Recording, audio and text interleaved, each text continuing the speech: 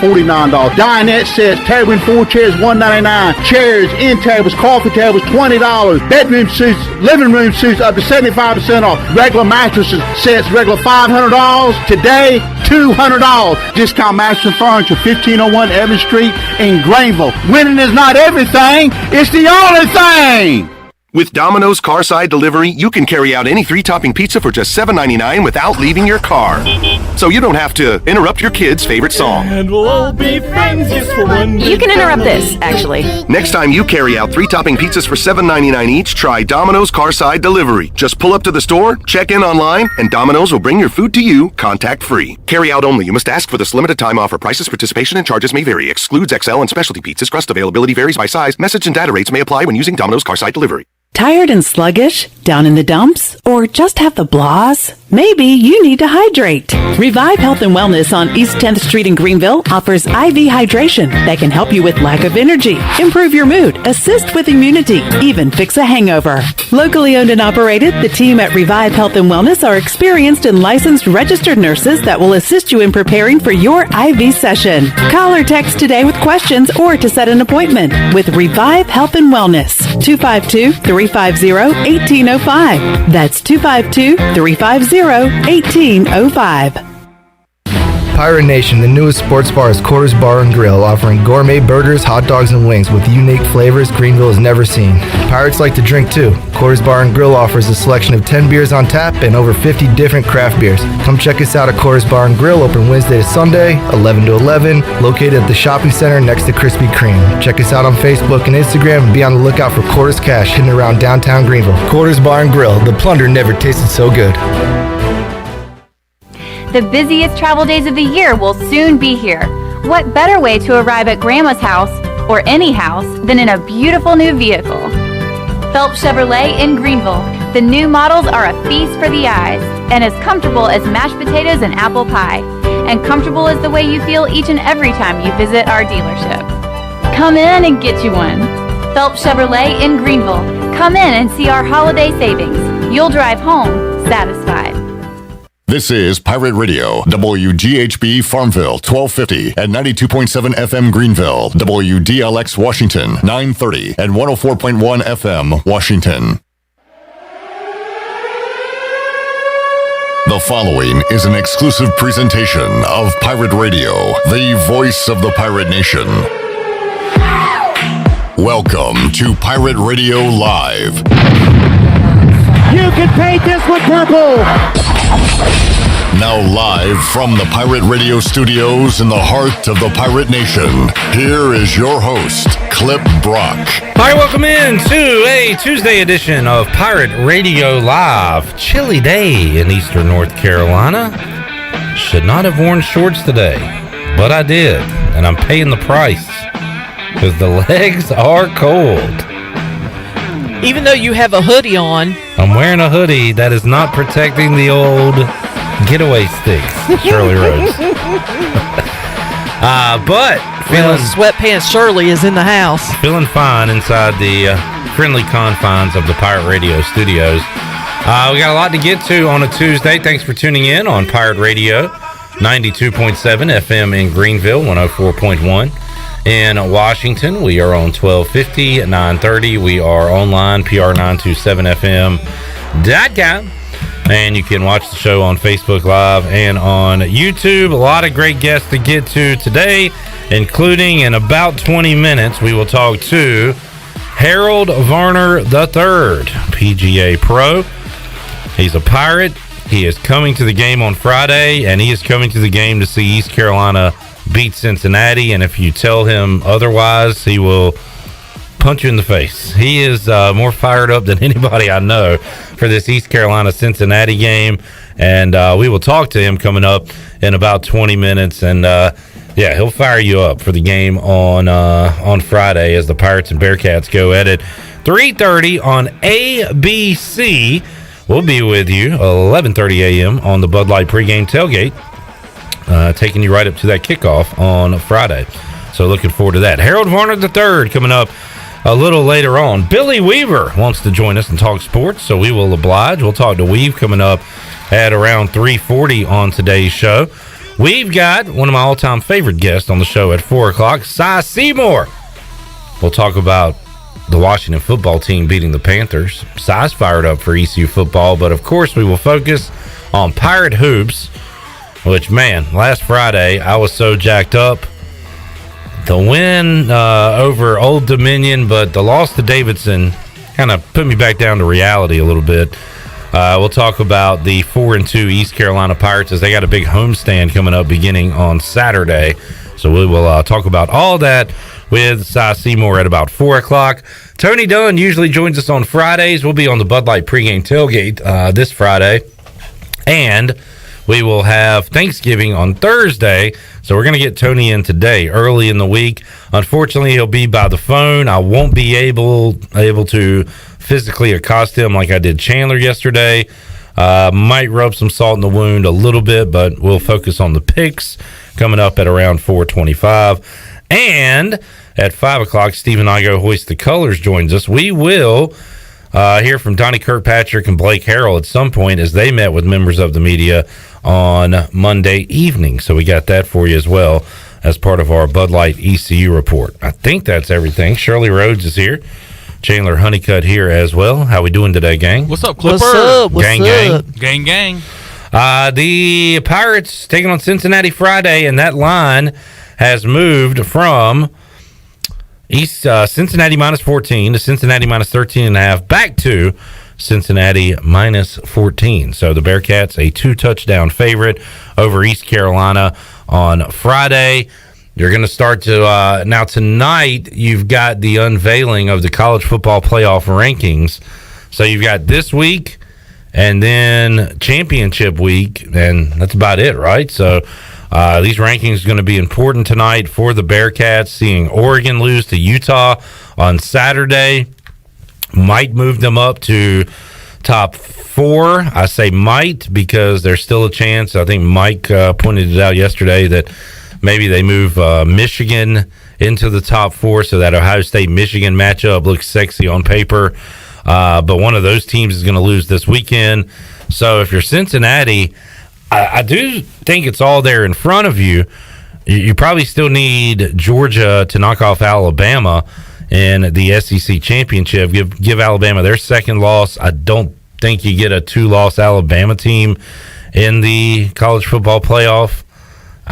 Don't rule it out, but I just don't think you do.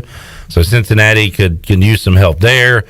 Go ahead and get Ohio State to take care of Michigan, and then boom, it's right there all in front of them. A win over ECU and a win over Houston in the championship. They could be the first group of 5 team to play in the playoff. Now, here in Greenville, we want to just take that completely out of their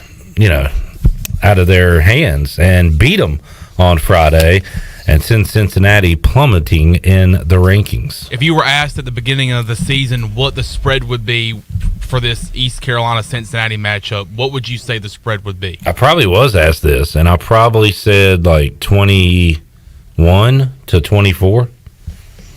A lot higher than it is. Yeah, no doubt. So a whole nother touchdown from where it is right Throw in now. another touchdown, yeah. But that, and honestly, last week, Wager and I were talking about it. Wager and I had this line. I think I said like 10 and a half. He said maybe even lower, like 8.5, 9.5. So we thought this line would be even lower. Wow. I wonder if it, Cincinnati really steamrolled SMU. And did that add a few points on? I don't know. But Vegas says the Bearcats will take care of the Pirates coming up this Friday relatively easily. We shall see. I think the Pirates give them a game. I'm excited about it. You can chime in if you'd like on the Facebook live chat. Sean says Michigan and Cincinnati lose coming up. Let's run some quick scenarios here. So let's say Cincinnati loses, Michigan loses. Oh, wow. That opens the door for Notre Dame, I guess, who is right there kind of in the mix. Oklahoma State plays Oklahoma. If Oklahoma State beats Oklahoma... Rivalry week. Rivalry week? Rivalry. Where's the... AP coaches. Where's Oklahoma State right now in the college football playoff rankings? Ben, how much of a chance do they have to jump up?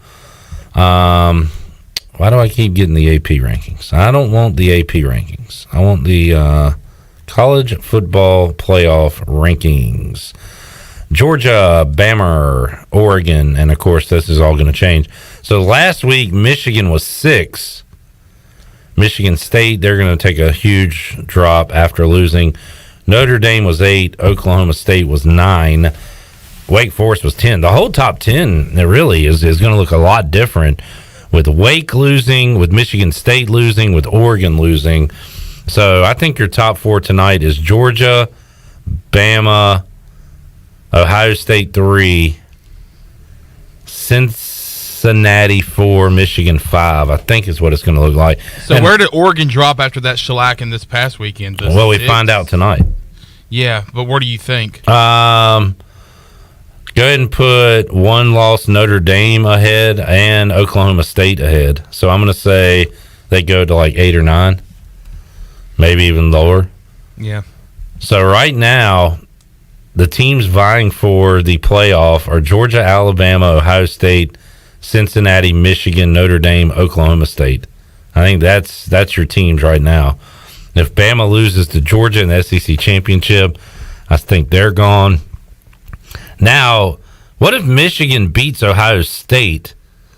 How far does Ohio State drop? Ohio State couple is spots, maybe. Like not that much, right? No, because I think they're looked at as the team that can give Georgia the best game at this point. Yeah. Because right now Georgia almost looks unbeatable with the way they play defense. Ohio State probably has the best offense. Put up 56 this past week against Michigan State. Yeah, and they seem to can do that whenever they want. They can flip a switch offensively and just put up boatloads of points. So anyway, you'll have the rankings, I guess, come out tonight, and we'll see more about that. You can chime in on Facebook Live if you would like to be a part of the show. Real quick, ECU baseball schedule out. We'll talk more about this with Igoe coming up later, but man, what a great schedule the Pirates have put together this year. It includes a very attractive lineup for the Keith LeClaire Classic with Michigan, Maryland, Indiana State. So that's a fantastic field there for the Keith LeClaire Classic. Also, I love the series with North Carolina. We had this a few years ago where you play in Greenville, you play in Chapel Hill, and then you play a neutral site game all in one weekend. So that's going to be a lot of fun. The neutral site will be in the middle on Saturday. I think they start that series in Chapel Hill, and then they will end the series in Greenville on Sunday. And the schedule says the location of that Saturday game is in Greensboro, and the site is to be determined. So it could be like at Greensboro College or UNCG or whatever. Well, that would be dumb. No, it's got to be in the minor league stadium. Yeah. Well, we'll see if Igoe knows the exact location of that game. Pirates get things started off at home against Bryant Friday, Saturday, Sunday. Remember that Virginia Regional, East Carolina was the 3 seed to the 2 seed Bryant, who came in and they hit 1 million home runs, and East Carolina made easy work of them, and then ended up winning that Charlottesville Regional. Once again, Indiana State, Maryland, Michigan in the Keith LeClaire Classic. Kind of weird to have 2 Big Ten teams that are going to play each other before Big Ten play, but interesting. Other games, St. Mary's. Is that like the St. Mary's from California coming all the way here? I don't know. That would be the weekend of March 11th through the 13th. Pirates go on the road to College of Charleston in March. They got VCU at home, and all that is before they begin conference play. How about this midweek lineup? You got your annual trip to Bowie's Creek in February against Campbell. Mm-hmm. Duke, Virginia Tech, Radford, Old Dominion, Elon, UNCW, NC State, another one against Old Dominion, UNCW, another one against NC State. So you're home and away with NC State.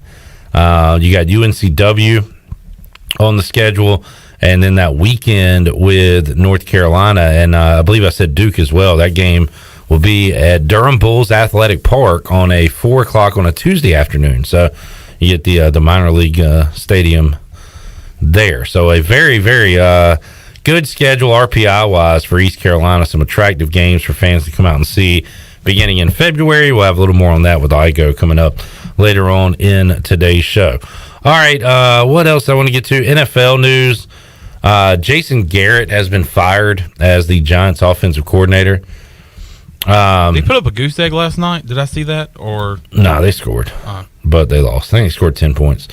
I saw a tweet last night from Alan Bell. It says, "Let me present to you Exhibit A, the problem with the Giants.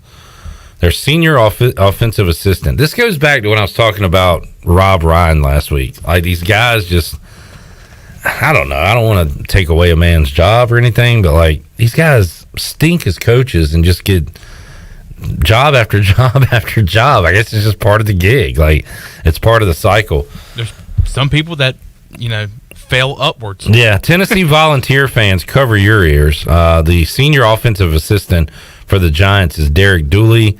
The senior defensive assistant is Jeremy Pruitt. Getting all the Tennessee guys in. Jason Garrett was fired. The guy there that I believe now is going to be handling the coordinator duties, Freddie Kitchens, who was ran out of Cleveland. So, it's like, why are you bringing all these guys in? They stink. These failures. And the Giants are awful offensively and have scored the least amount of points. I saw a stat today. I can't remember to what it dates back to. The last 2 or 3 years, they have the least amount of points scored in the NFL. Redbeard, I didn't want to even bring this up. It's too early to talk about this. We're in November. No reason to talk about a game against Campbell in February, but he did want the over-under injuries on that garbage turf in Bowie's Creek. I mean, it's got to be 2.5, right? Over under 2.5 injuries. I know. I'm just glad Dwanye Sutton didn't like it. I was about to say, I'm just glad Dwanye Williams-Sutton doesn't have to play on it, because he would just have something weird happen. One time it was like sliding. I think another time it had something to do with a swing that wasn't even turf related, but he just had bad luck there. And he's not the only one. The Pirates have had some bad luck there. Lane Hoover last year? There was somebody that got hurt last year in Bowie's Creek, and maybe it wasn't Lane Hoover. Maybe it was somebody else. I could have swore there was somebody that maybe got caught in that turf and it kind of tweaked the ankle or tweaked the knee or something like that. Happens every year, seemingly, when they go on the road and play there. Any other NFL news and notes? This is not a joke question, Chandler. This is a real question. I was kind of in and out on the game Sunday. Did P.J. Walker play on Sunday? He did not. So moving forward, he did sit right beside the offensive. Well, no. Cam let him sit there. What? Nothing. Go ahead. No, he stood there on the sideline with his helmet on, like ready to go in the whole time, but he never got any action. So moving forward, it's the Cam show. Yeah. All right. I mean, why not? Why not? I don't know. I'm not saying anything. I'm asking you questions. Why are you so defensive? But I mean, you're moving because forward. They signed him. PJ Walker started. Cam played like 8 snaps, and then there was talk of maybe you go 2 quarterback. That's why I'm asking you. God, 1 loss to Washington, and you just get so defensive. I mean, I don't know. It's just the questioning about Cam. I mean, he's got 5 touchdowns in 2 games. He's Superman. Sometimes Superman dies. Wow. Superman's dead. Yeah. Superman's dead. Sorry, Chandler. There will be another Cam Newton. It's fine. We have. It's fine. We talking about the laughing stock of the NFL, and if the Panthers keep up, they'll be a part of that group. But we will be playing the Miami Dolphins this Sunday, so looking to go back to 500 with a win in Miami. So we shall see. Oh, boy. Coming in here Monday, if that's a loss, it's going to be epic. We're going to have Shirley do the same thing I did to you. What, molest me? Yeah. All right, sweet. Awesome. Can't wait. Shirley will be superwomaning on Monday. All right, Shirley. You do know who your Miami Dolphins play Sunday. If the Dolphins beat the Panthers, you have to do the exact same thing. Look, I gave up on the Dolphins a long time ago. I forgot they were. Team. Yeah. Well, he gave up on the football team. This is how you get back into your team. They you just give up on them. I just so happened to have to play the teams That I hope the Dolphins beat you. Just so it'll be back-to-back weeks of just giving you absolute hell. Well, gee, thanks. That is so great to hear.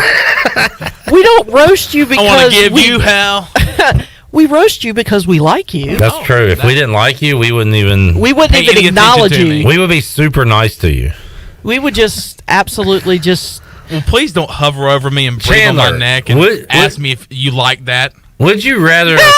I wouldn't do that. Would you rather us really like you a lot and treat you like garbage, or hate you, just despise you and treat you nice? Those are your options. There's no. I'll go with A. I'll go. Okay. I will go with what's going on right now. I am so used to the people who like me harassing me endlessly that I honestly would become very suspicious if someone was nice to me. I'd be like, wait a minute. What's the catch? Wait just a Just second. hold on. All right, Steve I smell something Rockefort. fishy. Steve Rockefort giving out high fives as we go to timeout. Texas A&M beating Butler 30-18 at the Maui Invitational. Sorry, Rock. This one is not in Hawaii. Where is this? Vegas, I believe. Yeah, I think it's in Vegas. So he couldn't get the Hawaiian shirt deal going. Man, going from Hawaii to Vegas, that's pretty fun. Yeah, I guess so. Not a bad place to have it, right? Until you have to go back to Texas. All right, let's wrap it up here. We meant to do this yesterday. We ran out of time. Things got a little disjointed at the start of the show. So yesterday, Shirley said, did y'all see this Instagram post by Gilbert Arenas? And immediately I rolled my eyes like, why do I care what Gilbert Arenas has to say? Because this guy is a complete loony bin man. And then she started reading it, and I was like, all right, I'm into this. So this comes back. This is referring to Sunday night. Is his name Isaiah Stewart? Yes. All right, so Isaiah Stewart gets elbowed by LeBron. I think it's one of those things where you've seen this before, right? Where if you see blood, you kind of react a certain way. Mm-hmm. So he might have tasted that blood and saw that LeBron drew some blood on an elbow, and then just went ballistic, going after him, trying to fight him. I had 8 guys holding him back. He wanted a piece of the king. So Gilbert Arenas reacted to this on social media, and Shirley, you decided to read it. Now, you recorded this because it's very long and very difficult to read. And well, I was reading it out loud to you, and you said, wait a minute, you need to record this. So I did. You also you had to bleep some words out. Hopefully you bleeped them all out. I hope. And while you were recording, people kept coming in here bothering you, which we'll hear that too, right? Yes, it's basically me trying to record reading this tweet, and it just went sideways. All right, so this is Gilbert Arenas' post read by Shirley Rhodes regarding the Isaiah Stewart LeBron James incident. There's the setup. At the Isaiah Stewart. Hey, brother, I'ma just be real with you here. Speaker emoji. Pack all pack your winter jackets and boots because your ass is about to be traded to Budapest. 3 laughing emojis. I don't know what type of bumbleclot blood got in your eye, but you can't charge at the hashtag king like that on TV. 100 emoji. You will be drug tested at hashtag TI voice expeditiously laughing emoji just to make sure that rage ain't drug related. We don't do that in the NBA. You probably haven't read the memo on fight attempts in the NBA. Number 1, don't square up with at King James, at Easy Money Sniper ever, 100 emoji. Number 2, them 2 light-skinned boys at Stephen Curry 30, at Klay Thompson on GS. Don't let your chest get puffy towards them or your ass is done. Smiley emoji with a halo. Number 3, only 2 teams that's allowed to fist fight without any real penalties is wherever at Rajon Rondo and at CP3 at. Laughing emoji. Number 4, wait till your teammates get around you and then act tough for the crowd. Sell it like WWE. Perfect sign emoji. Prayer emoji. Is that a prayer emoji or high five emoji? I don't ever know what that is. Okay. That's it. Good luck moving forward, my man. Sleepy. I don't know if that's a sleepy emoji. Sleepy emoji. P.S. This was worse than the gun in the locker room situation, laughing emoji. Some can say this was hashtag attempted murder. Smiley emoji with a halo. What kind of emoji is that? Excited emoji? Okay. Excited emoji. Only thing that can save you right now is MJ dropping episode 11 of The Last Dance and he edits all Scottie Pippen scenes out. Or Vanessa Bryant dropping hashtag the Mamba last season. 100% emoji. That's either a prayer or a high five emoji. Smiley emoji with a halo. If you think I'm bullshitting, ask Inescanter. Like yeah, but this is a Gilbert Arenas tweet. This is Instagram post. Is that Inescanter? It's Inescanter. Oh, Inescanter. Okay. If you think I'm bullshitting, ask Inescanter. Damn it. Got too close to the king. If you think I'm 16, yeah, Turkish president been trying to catch his ass ever since. Yeah, that's what I'm trying to read. I just can't. Inescanter. Okay. If you think I'm bullshitting, ask at Enescanter11. He got too close to the king back in 2016, 2017, and the Turkish president been trying to catch his ass ever since. Running emoji. The is that? Emoji. Excited emoji. Emoji. Smiley face. Oh, smiley. Can I finish? She's trying to record. Oh, sorry. Oh, my bad. Jesus. Up my bit. Everybody return to their workstation. Can we leave that in if I bleep that out? Yes. Damn it. What is that? Smiley emoji with a halo. And that's it. Wow. I get no it? respect around here because I'm not kidding. Look, same thing happened this morning. With me? No, not you. But the same thing happened this morning. I was trying to record something, and all of a sudden, people were coming in and talking, and I was just like, Hello? Do y'all not see me? There's a mic in my face. Reading Gilbert Arenas' Instagram here. He had a lot to say. And I say, but I meant to say type. Like, that was a lot of typing. That was about, what, 3.5 minutes long? Yeah, it was 3.5. Well, part of it, too, was me screwing it up. Thanks to people coming in, talking to you. Like, it well, wasn't that, even and people coming in here I don't always know what the emojis are. But the people were coming here and talking to you, being like, hey, yeah, because Glenn comes in, he's talking away, and he's reading the tweet as I'm reading the tweet, and I'm like, I'm reading. He's like, oh, I didn't know you were recording. There's a mic in my face. And then Troy comes in, he's like, what are you reading? And then he starts talking to Glenn. Then he starts talking to Glenn behind me, and I'm like, guys, hello. Did you hear what Troy said? What the bleep was that? He said it sounds like somebody else's post that I know.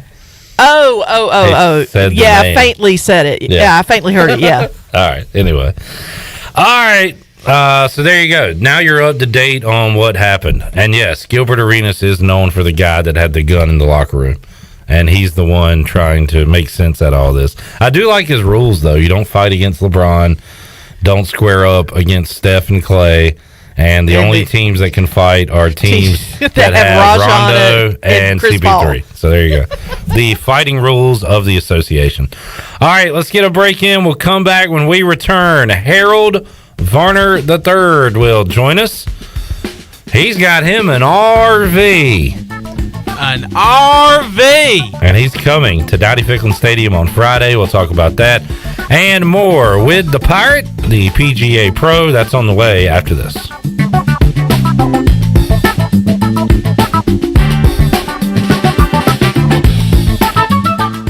In studio with Jessica from Fresh Vibes. What's new? We have been keeping Pirate Nation in Eastern North Carolina healthy for over 5 years now, offering fresh juices, healthy smoothies, salads, soups, sandwiches, acai parfaits, and the best part, we source organic and local. So if you're looking to get healthy, stay healthy, or jumpstart your health journey, come see us at one of our 2 locations, on Charles Boulevard near McAllister's Deli or across from Physicians East on Arlington Boulevard, or order online at localfreshvibes.com. Fresh Vibes, where local meets fresh. If you wake up in the morning with a backache, feeling more tired than you did when you went to bed, you probably need a new mattress. And the best place to get that mattress is Factory Mattress. Hi, I'm Kirk Smith, General Manager. For more than 40 years, Factory Mattress has been Greenville and Wilson's local mattress dealer. We guarantee the lowest price on the area's best selection with over 50 models to choose from. No seconds or overruns. Factory Mattress offers only first quality direct from the manufacturer.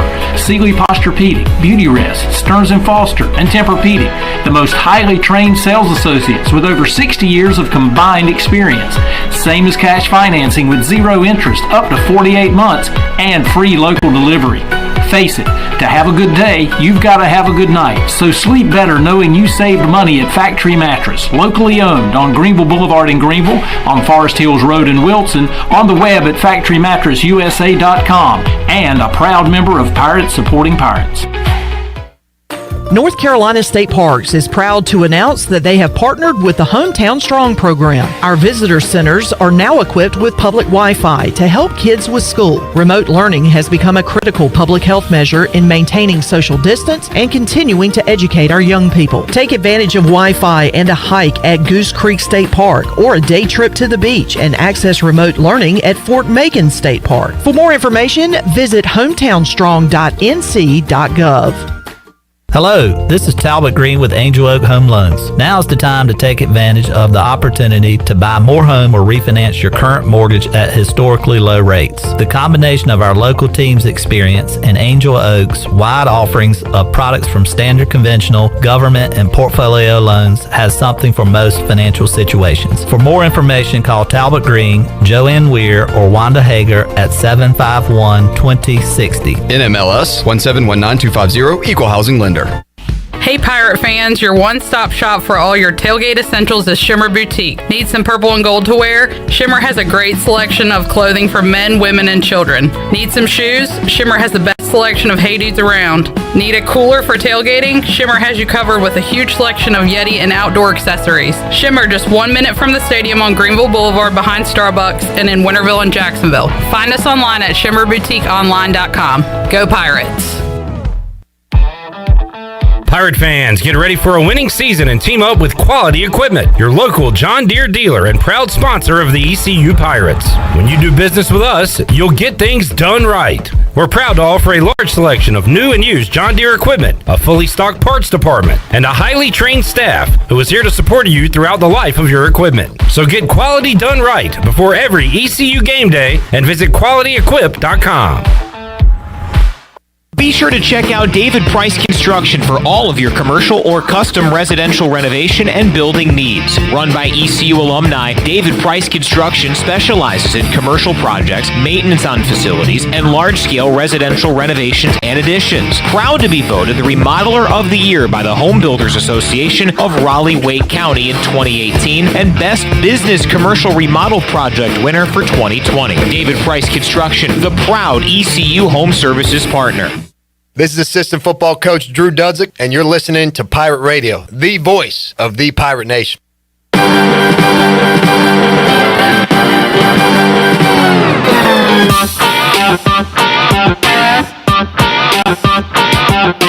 You're listening to Hour 1 of Pirate Radio Live. Do you need custom t-shirts, apparel, or promotional items for your business, organization, or event? Keep it local. Print it local with University Sportswear. Contact them today at universitysportswearenc.com. Now, back to the show. Welcome back. Are you in outside sales and looking for an opportunity to increase your earning potential? Well, CopyPro has been in Eastern North Carolina for over 45 years and continues to grow each year, and they are in need of more sales professionals with a desire to potentially make a six-figure income. Do you have what it takes? Visit copypro.net today to submit your resume and to learn more. Now let's head back in to Pirate Radio Live. Here is your host, Clip Brock. Alrighty, right now we are going to talk to a special guest. He is the 87th ranked golfer in the world on the official World Golf Rankings. He is a Pirate PGA Tour pro, and he'll be in Dowdy Ficklin Stadium coming up on Friday, and maybe more importantly, more fun for him, he'll be tailgating and coming in an RV to the game this Friday. Harold Varner III joins us today on Pirate Radio Live. He joined us on the Fixed NC Live line. Harold, thanks for your time. How you doing today, man? I'm hanging in there.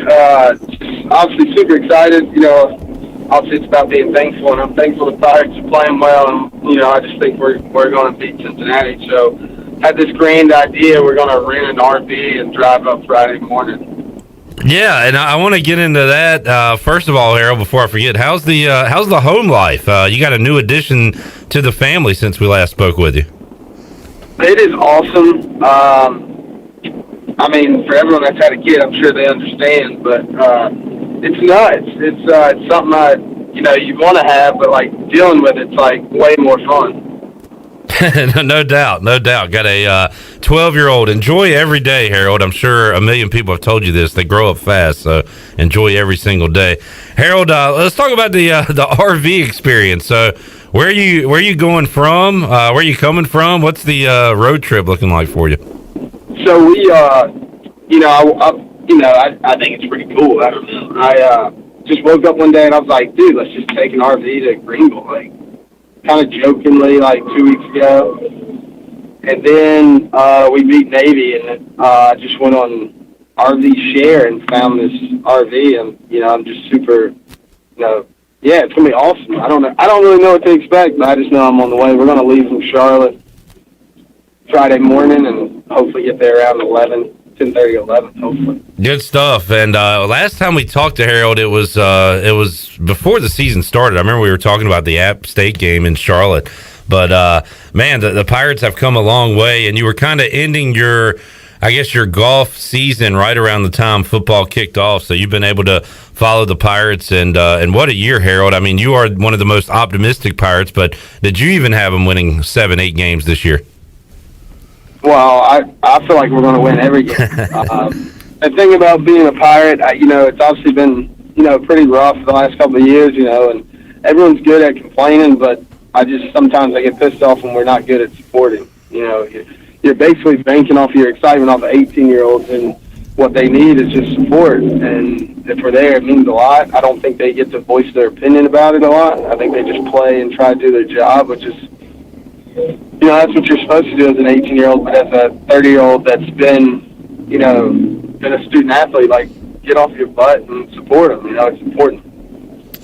Well said. Harold Varner III joining us. Harold coming off a great year on the PGA Tour and made some noise postseason there. How much fun is that, Harold, when you're playing that postseason golf and you were able to advance to round 2 of the playoffs this year? How much fun is that playing golf late in the year? It's good. Obviously, that's where you want to be, but we missed 1 week, so that was unfortunate. But yeah, it was good. I finished well. I want to win. That's the key. Just strive to get better. I feel like I'm getting better, and it'll happen. I just hasn't happened yet. Harold, the tour rolls on. Seems like there is no off season. In fact, I've heard some and seen some tweets of golfers saying, "Hey, can we get an off season, a traditional off season like every other sport?" But how about you? When are you back on the tour, Harold? When are you going to play again? I'm going to play the QBE shootout. I want to say it's the weekend of the 12th. So I'll play that. And then I probably won't play till Palm Springs. Not exactly sure yet, but, it's at least my worries. I'm going to actually enjoy at least a couple of days. Absolutely. Every time you say you say that, they're like, "Oh, you don't have to play." Like, how's that work? Yeah. Yeah, you got to get that check. So you kind of do, right? That's kind of how it works. There's no guarantees. So I just I voice my opinion, but I know what the answer's going to be. Right. Sort of how the tours ran for a long time. You can say this is what I think should happen, but good luck. Talking to Harold Varner III, he joins us today on the Fixed NC Live Line, heading to Greenville for East Carolina, Cincinnati. Thanksgiving coming up on Thursday. Harold, been asking all my guests this week. I'll ask you as a I don't know, country boy from North Carolina. What's your all-time favorite side dish on the Thanksgiving table, Harold? Anything really. I'm a big collard greens guy. I love me some greens. As long as they're from the garden, I don't like the canned ones. It's kind of weird. I don't know. So that's my favorite thing. But this year we're going to do a turkey on the green egg, and I don't really know how to cook. But the thing about cooking is you just do it and figure out what you did wrong and do it better next time. But I like my chances. You just cook it till the temperature's right, so it tastes good. All right, it's like a science experiment. We'll see if it works out at the end. And Shirley finally Somebody says collard greens, and that somebody's Harold Varner III. Shirley's been waiting forever for that answer. I have never been so happy in my entire life. Just another reason to like HV3, right? So there you go. If they're not canned ones, man, they're so good. Yeah, you got to get them out of the It's garden. got to be from the garden. It cannot be a canned one. We're in agreement there. Understands that. They're the same. I'm like, no, whenever they come from out of the garden, like, your mom or your grandmother, like, make sure they get off the stem and you don't have the stem just shooting in your mouth all the time. Harold's a pro at this, just like he is golf. And I know exactly what he's talking about. All right, Harold, so you'll be here on Friday. I know you're going to be having fun. Try to stop by the Pirate Radio tailgate zone, Harold, on Saturday. There'll be a lot of fun, or on Friday, there'll be a lot of fun and a lot of great food going on there. So while you're in town, make sure you drop by the Pirate Radio tailgate zone. I would love to, but, like, someone has to be the responsible one, which is pretty freaking crazy. Like, usually I'm not the responsible one. So, I don't know how that's going to work. We'll see. All right, good luck with that. Yeah, exactly. What time does your tailgate get started on Friday morning? I want to get there by 10:30. I'll, just get there before the traffic gets going and just be settled in. And we're going to win this freaking game. I wish I could use other words, but I was excited. I just get excited about being at ECU for me because obviously it changed my life and it gave me a lot of opportunity and it taught me a lot of things that it takes to be a man and how to grow up. So those things will live for me forever. But it's pretty cool, like once you start playing well. It's just a different atmosphere and I just want to be one that, like, you win or lose, hey, man, I got you back. That's what it's about, being a Pirate. That's the way it's going to be. And if we don't accept that challenge, then, it's going to be tough to recruit. It's going to be tough to do things that we want as a school. We want to be the best team, but we don't want to do all the little things. And I think we have great leadership, which we're trending in that right direction. And Harold, this is a cliche, but I did feel this way when East Carolina got their 6th win. All the struggles kind of make the success that much sweeter. You can probably relate that to the golf course as well. But, I'm not saying I want to have another 7-year hiatus from a bowl game, but, man, those years of wanting it when it finally happened made it really sweet last week. And then the Pirates followed that up with another win against Navy on Saturday. That's what it's about, being a Pirate. Hang in there. Hang through the battles. Nothing's easy, but, like, it's worth it. So, yeah, it sucks. Like, who likes losing? But, like, at the end of the day, I'll say it again, you got to support them, got to be there if you can. Harold, have you looked at the bowl destinations? Could be... yeah, go ahead. I have not. No. Okay. Same way as the bowl. I just want to beat Cincinnati. This is my bowl game. I like it. I'm taking Mike's little, one game at a time. All right. This one game is a big deal, and we're gonna celebrate something great on Friday. All right, Coach Varner's only looking at Cincinnati. I like that, Coach. All right. Yeah, let's end their spirits of getting in the freaking. Oh man, and everyone knows they shouldn't be there. So let's just end it. Make sure the college football playoffs are done right. Get the right teams in there. Oh man, this is gonna be awesome. Harold's jacked up, got me ready for game day now. Harold, I will bring this up. My Washington football team knocked off the Panthers on Sunday. A little solace in that. I know you're a big Rivera guy, so what did you think of that game on Sunday? Yeah, it's the first time I've been to a Panthers game and we lost, and I was like happy. Not happy we lost, but just happy for Ron. We've become really good friends. Stephanie's been great. He got me tickets this week or last week, and it's just, it is what it is.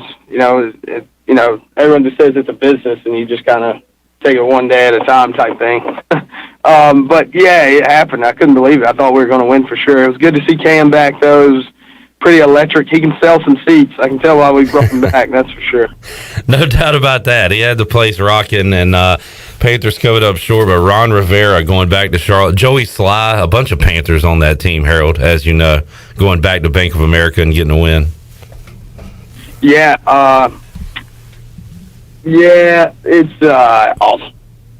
Well, maybe you'll see your team win on Friday. In fact, Harold says ECU will win on Friday against Cincinnati. Going to be bringing the an RV into Dowdy-Ficklin Stadium. That's going to be exciting. So, Harold, good stuff, man. We'll have a great Thanksgiving and a great holidays. We'll try to catch up with you after the new year and talk some more golf with you. But I know you're fired up for these Pirates coming up on Friday. Yes, sir. We're going to get it done. I'm looking forward to it. Thanks for having me.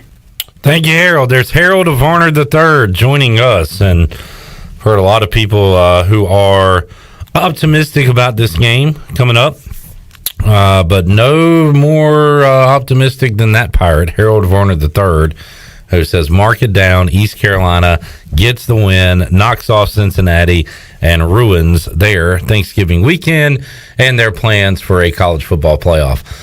Great to catch up with the Pirate. Just such a normal dude. When you talk to Harold Varner III, it's like talking to one of your buddies. Yeah, and that conversation between you two was like listening to a conversation that wasn't meant to be on the radio. It sounded like you were at lunch and said, hey, let me see what Harold's up to. Let me see if he's coming to the game. That's exactly what it sounded like. And, you know, I've heard from many people that have met Harold, and he's nothing but just your regular Joe. For whatever reason, every time I line him up on the show, if I try to get him like in advance, it doesn't work out. But this is the second time where I have sent him a message and he responds in like 10 minutes and says, yeah, I can do it right now. Can you do it right now? So we're like, yeah, let's do it. So spur of the moment kind of thing there with Harold Varner III, who will be here on Friday. You know what's really cool about Harold? And you know, I don't follow golf. I'm just not, and I've never been a golfer. I mean, the closest thing I ever come to it is mini golf. I mean, you know, putt, whatever. But I like the fact that he doesn't, you know, he's not, his personality is so different than those other professional golfers. You know, like the other professional golfers are pretty, you know, I'm trying to think of the word, and what it's are you escaping saying? me. Serious? No, yeah, they're a lot more serious. They don't feel like they don't. I agree. Sometimes they don't feel like they're approachable. I agree, but I feel like there's been a turn of like now the golfers are more relatable than they have been in years past, and I think Harold's part of that. And he's one of those guys leading the way. And I just you know, I like the fact that he has stayed grounded. You know, of course, there was that famous interview where he talked about how, you know, he did well in a golf tournament, and he said, I'm going to go home tomorrow and cut my mom and dad's grass. Yeah. And, you know, the fact that he's so grounded like that, I just, you know, it's just refreshing. No doubt. He is a genuine, regular dude, and happy that he is a Pirate and will be here coming up this weekend. Let's get a break in. We'll come back. We'll wrap up the hour with Billy Weaver, my co-host on the U.S. Sailor Fifth Quarter Call-In Show. What a year to bring in Weaver for his first year on the fifth quarter. He's brought some winning, so no kidding. Got to keep him around. We need to make sure Memes is back in the house on Friday. The good luck charm, Weaver's mom has been bringing us some victories. Yes. So got to bring back Memes. All right, let's take a time out, come back. More to go on Pirate Radio Live after this.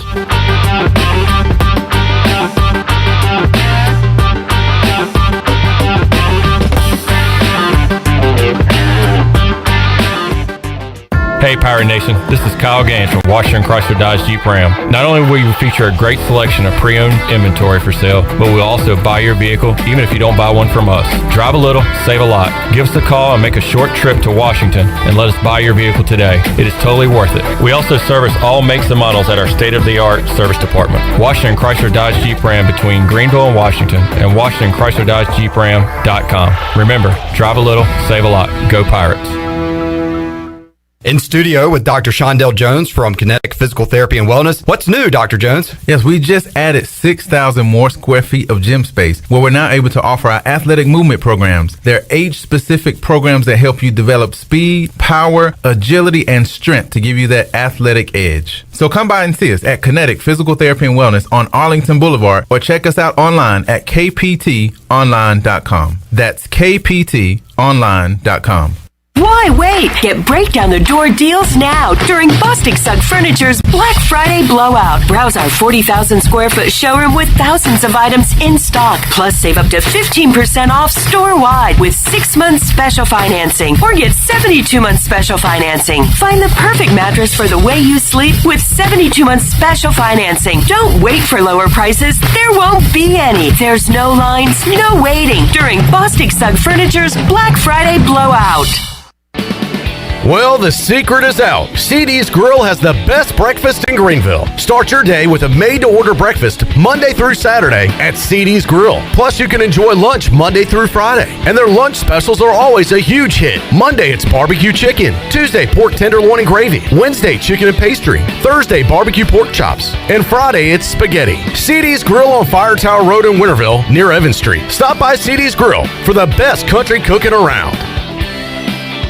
Hey, it's Troy D, proud ECU grad of the class of 94. The holidays are just around the corner, and my friends at Tailgate Classics have a deal that you don't want to miss. Starting Friday, November 19th at 11 a.m., they will be dropping a new shipment of over 75 items, including vintage tees, hoodies, hats, and special vintage merchandise from the Peach Bowl, the Liberty Bowl, the Hawaii Bowl, and so much more. Stop by the store on Evans Street and receive a free koozie with every purchase, or visit them online at shoptailgateclassics.com.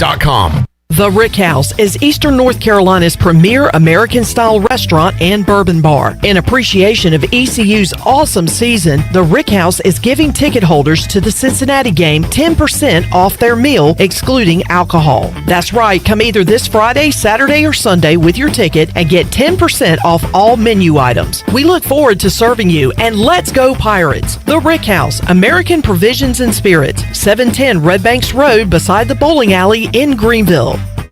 I'm on site at the Gavigan Agency, and you guys have been taking care of my home and auto insurance for years, but I've been noticing that's not all you do. First and foremost, Brian, thank you for trusting us to help you and your family with your insurance needs. And you're exactly right. We offer a full host of insurance products to help protect our customers' personal and business insurance needs. Let me introduce you to Nathan Brannon, our commercial insurance specialist, and he can tell you about some of the other products we offer. Great to talk with you, Brian. As John mentioned, I specialize in offering general liability, commercial property, business auto, and workers' compensation insurance to independent contractors, small business owners, and larger commercial customers throughout Eastern North Carolina. As a graduate of East Carolina University, I am passionate about taking care of my fellow pirates. Wow, sounds like the Gavigan Agency can provide you just about any coverage a business owner might need. So give the Gavigan Agency a call today for any of your personal or business insurance needs and let them show you the benefits of doing business with someone who cares. Pirate radio sounds different. Different is good. You are all the same, you'll be ashamed. Because different is good. Oh yeah. Pirate radio.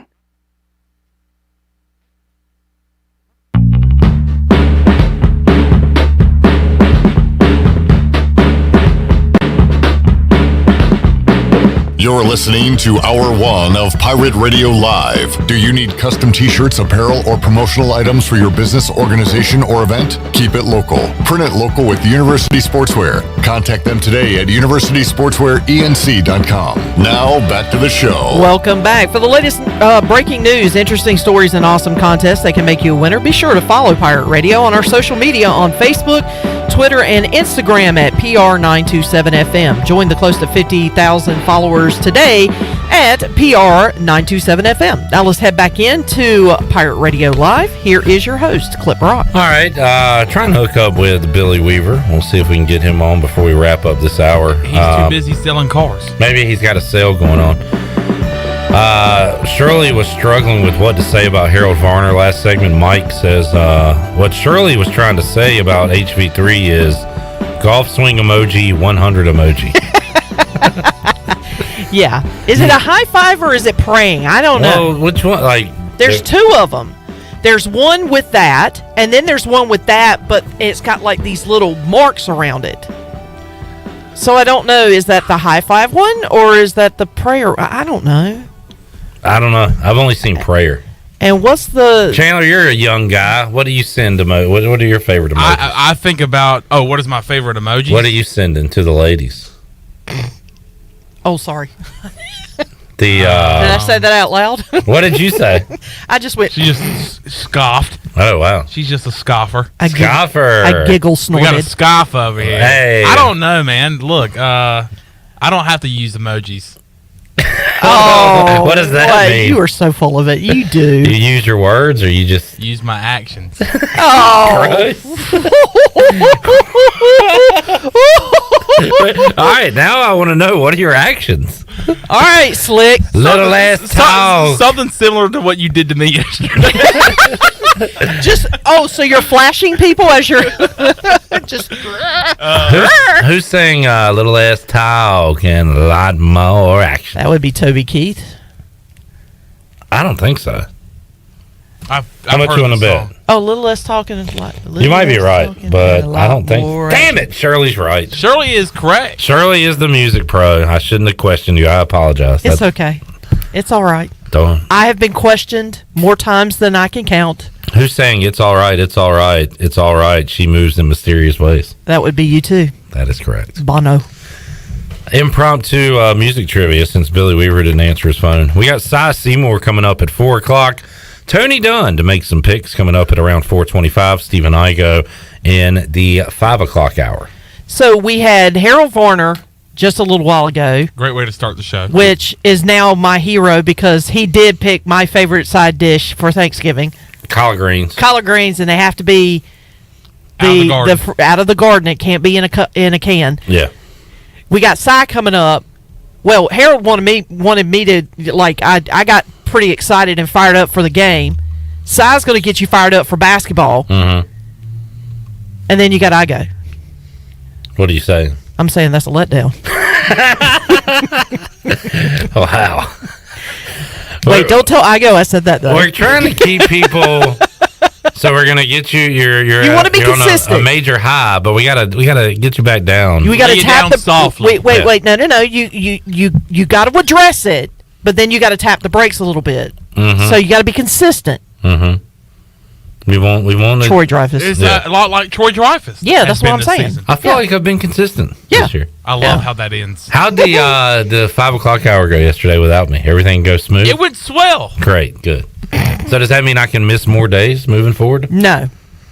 All right. Well, I gave it a shot. You know how Troy has this thing about time? Yeah. You know, where's the time gone? He doesn't understand the concept of time. Yeah. Including what time we're supposed to get out of the show in the evening. Yeah, as his former producer on Live at 5, that was always an issue. I'm just like, it's 6 o'clock. No, we got to play one more thing. Nobody loves to start a story at 5:59 like Troy D. Like, dude, we can do this tomorrow. I got to go home. I'm like, let's go. It's 6 o'clock. Got to go. How was Lily's induction ceremony? Fine. Into the Beta Just Club? fine. Yeah. Now, is the Beta Club, we talked about this yesterday, the Beta Club is for good grades? Mm-hmm. Yeah, but during the presentation yesterday, they also talked about being friendly and being kind.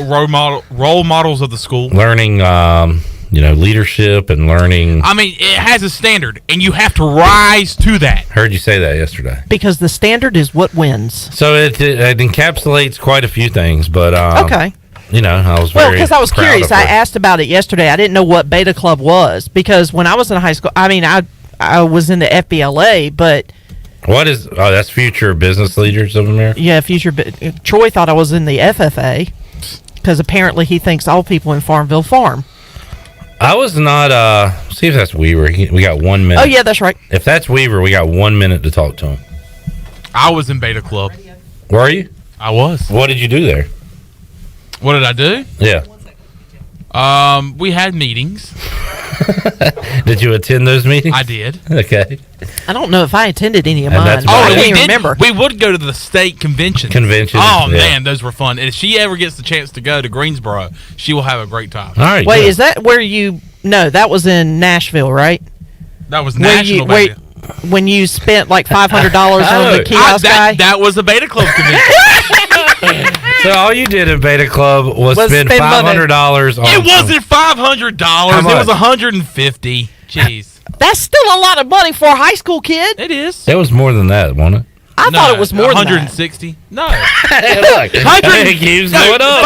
500? No. So you 160. Yeah. That's still a lot of money. But was it 200? Nah, 160.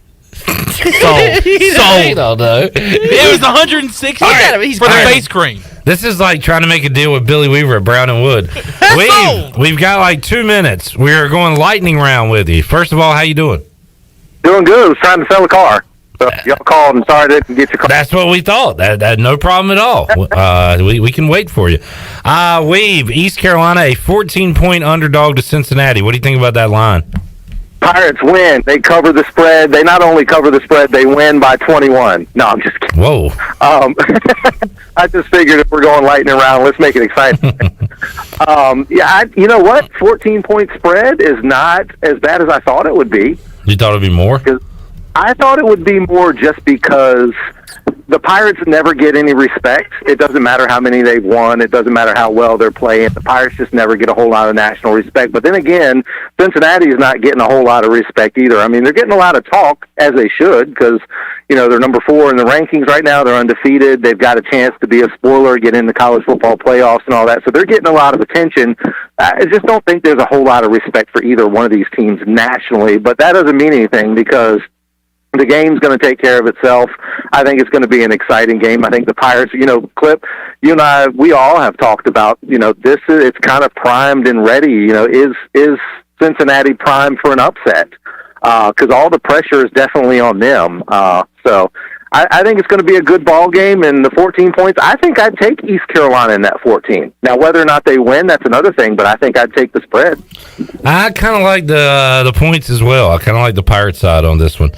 All right, Billy, I gave up on the football team, and apparently I might have done that a little too early. How about that win on Sunday? 2 wins in a row, and they spoil the Cam Newton homecoming and win it for Ron Rivera's homecoming.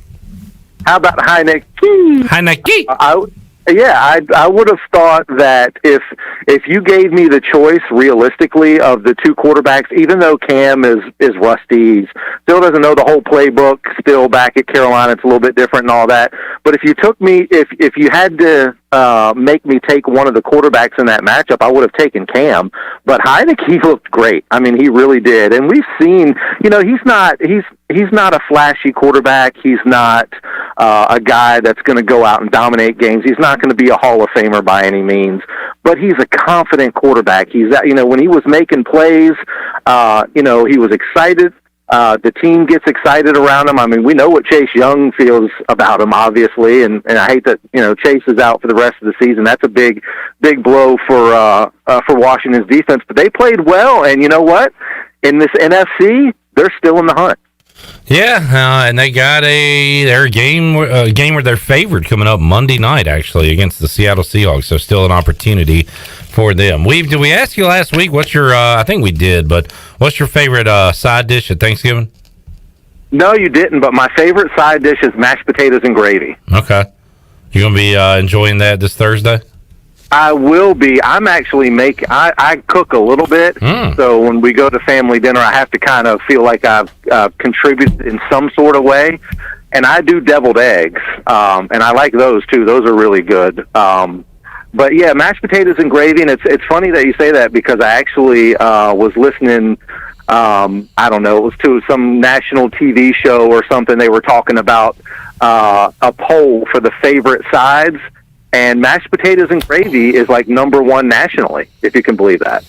And evidently here in the South, it's stuffing or dressing, whichever you want to call it. Yeah, I go with dressing, my grandma's dressing. But yeah, big fan of the taters, and I'm a fan of deviled eggs too, Weave. I know that not everybody gets down with those, but I'm a fan of those. All right, so if I made some of those and brought them in on Friday for game day, you'd be good with it for the post-game show? You'd be good with that? I think a day-old deviled egg would be okay. No, I'm talking about, no, I wouldn't do that to you, man. I'd make them fresh. Oh, well, hell yeah, bring it in. Yeah, I'd make them on Friday. Probably be Friday morning since I'm going to the game, but I mean, that's fresh. Yes, I will absolutely eat 2 or 3 of those. All right, there you go. Count me in. Chandler's got a thumbs up. I think Shirley's not. No, she's not a fan. So more for us. Not not an egg fan. There you go. Weaver, we'll see you Friday afternoon into Friday evening on the U.S. Sailor fifth quarter call-in show regular season finale, but we got one more of these coming up with a bowl game, Weave.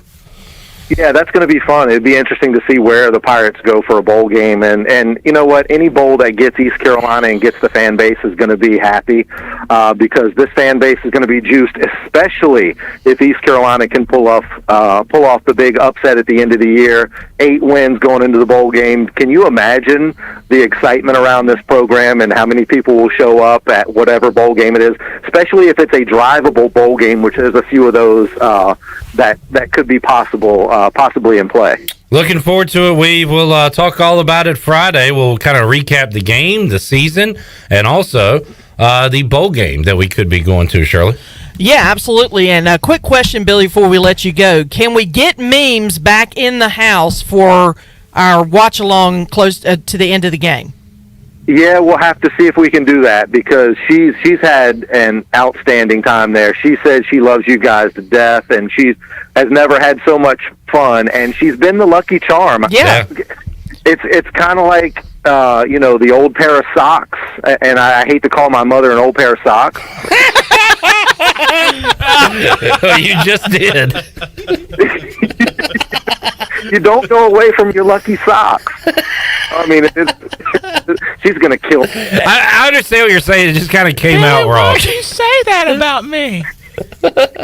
Hey, at least I didn't say a holy old pair of underwear. Yeah, good point. Oh, man, that's great. Weave, thanks for joining us, man. All right, man, we'll see you. Later on. If you keep Billy long enough, he'll say something he regrets. Such a sweet lady, too. Oh, that old pair of socks that sits in the corner. Hey, what's up there, old pair of socks? John says Billy with the Could You Imagine drop in honor of Troy D. Yeah. All right, let's get a break in. We'll come back. I'm watching basketball. Butler taking on Couldn't tell it. Texas A&M. And Texas A&M has a 10-point lead with 8:27 left to go in the game. And I got Butler. So we'll ride it out here. See what happens. All right, we'll talk some hoops when we return with Seymour. He joins us on the other side after this.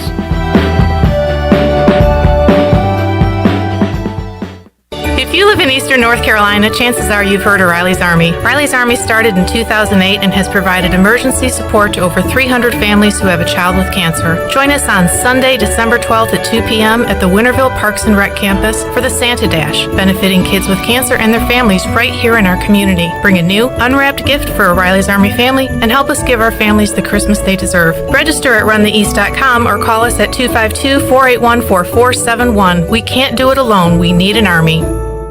Tommy's Express Car Wash is the car wash Greenville is talking about. At the corner of Red Banks Road and Greenville Boulevard, this state-of-the-art wash will keep your car looking great. And now Tommy's has just launched its new 2.0 Tommy's Express app. And anyone who downloads the app now will receive 30 free days of washing with their top-of-the-line wash, the Works Wash. Download the Tommy's Express app now by going to your app store or visit them on location, open 7 days a week at the corner of Greenville Boulevard and Red Banks Road.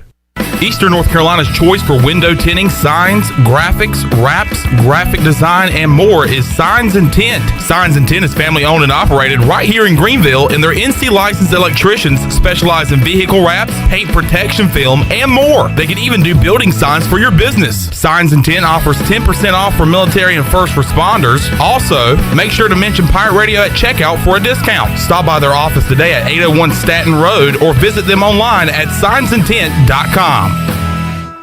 Do you suffer from allergies, asthma, or any other sinus problems? Perhaps professional cleaning of your air ducts could help. Family owned and operated in Winterville for over 22 years, Carolina Quality Air was the first certified duct cleaning company in Eastern North Carolina. From residential to commercial, they can handle any size job, big or small, including our studios here at Pirate Radio. Carolina Quality Air uses a sanitizer that kills mold in your ductwork and over 100 viruses, including the coronavirus. Visit them online at carolinaqualityair.com. Pizza. What you got there, Dad? Oh, man, the new Bacon Mania lineup from Papa John's. Oh, it's the triple bacon pizza, topped with full strips of bacon. Woo, that smell of bacon through the house has everyone showing up. And I mean everyone. It's the season of bacon at Papa John's. Better ingredients, better pizza. At West Park Motor Company, customer satisfaction is the #1 goal, while offering a wide range of cars, trucks, and SUVs at very competitive prices. West Park also offers financing, service, and is your local ARE camper shell dealer east of I-95. Outfit your truck with the best technology around with ARE camper shell at West Park Motor Company. West Park Motor Company with locations in Greenville and Washington, and proud courtesy car dealer for the Pirates for over a decade. Go Pirates! Hey, this is John Grillo, the Bagel Man. You know I love bagels. I don't settle for frozen bagels. That's why we make our bagels right here in Greenville from scratch every day. If you're coming into Bagel Man, you'll notice that there's some renovation going on. Our menu is bigger and better than ever. Our sandwiches, heroes, subs, salads, wraps, bagel dogs, fresh baked pastries, and our new coffee bar. Soon we're going to be opening for dinner. Don't forget Bagel Man for all your catering needs on Fire Tower Road in Greenville. At Union Bank, we understand you live life on the go. That's why our banking options are designed to serve you, wherever you are. If you want to meet us in person at one of our local branches, complete banking tasks on the go from the mobile app, or bank from your office with convenient remote deposit and cash management services, we're everywhere you need us to be. Whether you're simply managing a busy schedule or an entire business, we're right there with you with personalized service and helpful tools. Call or visit us online at unionbanknc.com. Union Bank is a member FDIC and equal housing lender. This is Pirate Radio, WGHB Farmville, W224EI Greenville, WDLX Washington, and W281CH Washington.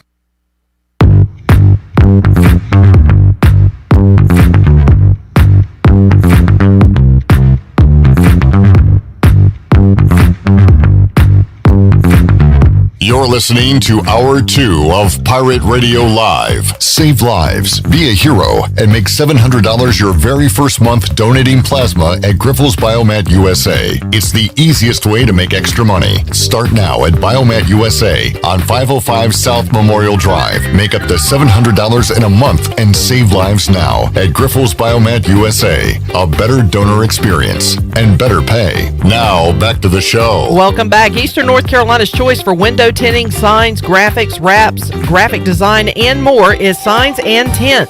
Be sure to stop by their office at 801 Staten Road in Greenville, or you can book an appointment online at signsandtint.com. Now let's head back in to PRL. Here's Clipper on. All right, quick look at your Buccaneer Music Hall scoreboard. Right now, Texas A&M has a 50-42 lead over Butler. Coming up in the 5 o'clock hour, Houston, Wisconsin. Houston playing a great non-conference schedule. They're in the tournament there, and we'll get the Badgers coming up later on today. Tonight, number 1 versus number 2. That would be Gonzaga taking on UCLA. So great night of hoops coming up tonight. Do we have action on this Tuesday? What do you think, Chandler? Yes or no? Tuesday night, you got to have some action Check somewhere. yes or no. I'm George checking yes. All right. Chandler checks yes, and the answer is yes. Yes. Buffalo at Ball State and Western Michigan at Northern Illinois. So we do have some action on this Tuesday night. So some football and some hoops coming up on this eve. Let's talk some... Oh, yeah, presented by Dub. By the way, tomorrow night, they're going to have a party tomorrow night to get your Thanksgiving weekend started. I believe Mikhail Buck is going to be there again. He was there Saturday night. Enjoyed him Saturday night at the Buck. And there's also some other artists going to be there. And in between sets, guess who? DJ Captain Morgan. DJ. Going to be spinning the tunes. So go to the Buck tomorrow night. The night After before. Sports Trivia. After Sports Trivia. Right there near AJ's. So. Wednesday night before Thanksgiving is a great reunion night, hangout night, party night. So we'll wrap up at AJ's around 9:45. Right after that, head on over to the Buck. Yep, and then cure your hangover with that turkey and dressing and all the great stuff for Thanksgiving. Deviled eggs. I love a deviled egg. Shirley's face when you say deviled egg. Deviled egg. I don't like eggs, so any kind of egg. You know what I love? Well, that's not egg exciting. Yeah. All right, we'll just move along there. All right. Yes. I had a joke. Size on hold. I had a joke, but I know when to go out on a high note, and we're going to leave on that one. All right, let's head out to the Fixed NC Live Line, talk some hoops and more with the color analyst on ESPN Plus for ECU home games this basketball season. He is Seymour. How you doing today, man? We're doing good, buddy. Cliff, everything's fine. I love it when we got everything going on. I mean, you got football, you got basketball. It's just a lot of fun right now.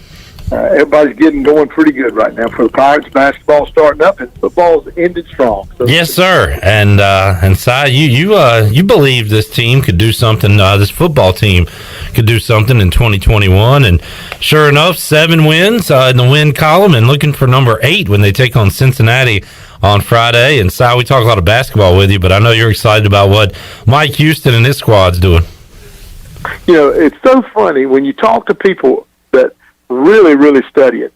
They were saying, you better get these wins early, because at the end of the season, it's just too tough a schedule. But Houston's ripped off 4 in a row, and he's really done a good job with his ball club.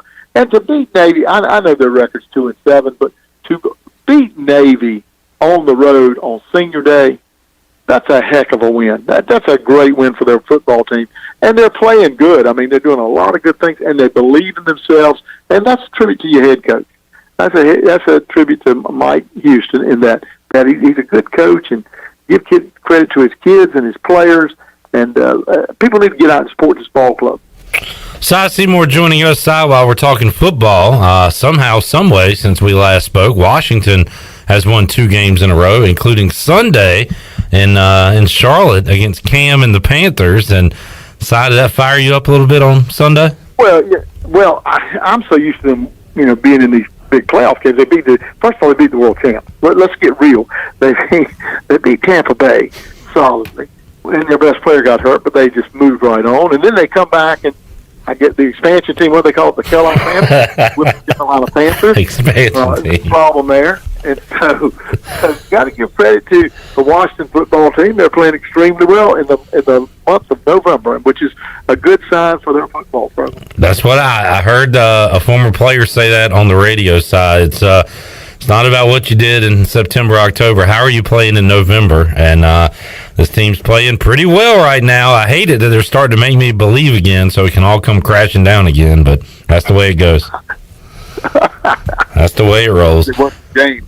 Cy, man, we were about a half a basketball away from having a fantastic trip down at Myrtle Beach, but instead the Pirates finished at 1-2 with a win over Old Dominion, where they looked really good, and then a couple of losses to good basketball teams in Oklahoma and Davidson. And man, the first halves the Pirates have played. I was there their last home game against Western Carolina when they rolled up all them points. Was it 58, something like that in the first half? And then they have a great half against Oklahoma. They're down by just 1. Great first half against Old Dominion, and they finished that one.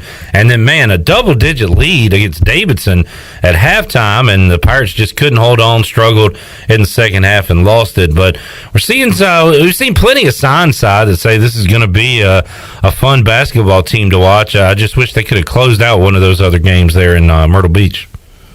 Well, yeah, it's better. Listen, ECU led 31 out of the 40 minutes against Davidson. With a minute and 27 left, they're down 2 points, ECU. With a minute 27. And they led by 11 in the first half, and the second half just couldn't throw it in the ocean, had a very difficult night shooting the ball. Well, in the second half, had a very difficult night. But there are a lot of good things. The difference between this year, you're talking about a few mistakes, whereas you're not saying, oh, my gosh, this program, can they win? You're just saying, if they do this, if they don't go 1 for 5 at a stretch in the free throw line, if they hit a 3, this is that close. And listen, by the way, RPI, real time, I know this is nothing to anybody, but RPI right now, real time, Davidson's 9th in the country. They beat you with a 6'10" kid, a 6'9" kid, and a 6'7" kid, all foreign kids. They got 50 of their 75 points. So they got 2/3 of their points, those 3 guys. And they were the real deal. This was not a fluke. These kids were 6'9", 6'10", and 6'7". The kid 6'7" had 25. The other 2 had 15 and 10. They are a good basketball team. And Bob McKillop is not Mickey Mouse. He is a tremendous basketball coach. And in that second half, he did a good job defensively. Things just didn't go. And look, you thought it was going to be close either way. It just didn't go down our way down the stretch. But to give up on this team this early, no, you can't do it. You still don't have Tabs, who could really be another big-time scorer for you. Your big kid, Frank, who is playing good, is limited in minutes because he's coming back from an injury, and he's still not fully in shape to go a long period of time. So there's a lot of things with this ball club that are extremely good. Tristan Newton's playing lights out. I think Trey Mont's played well.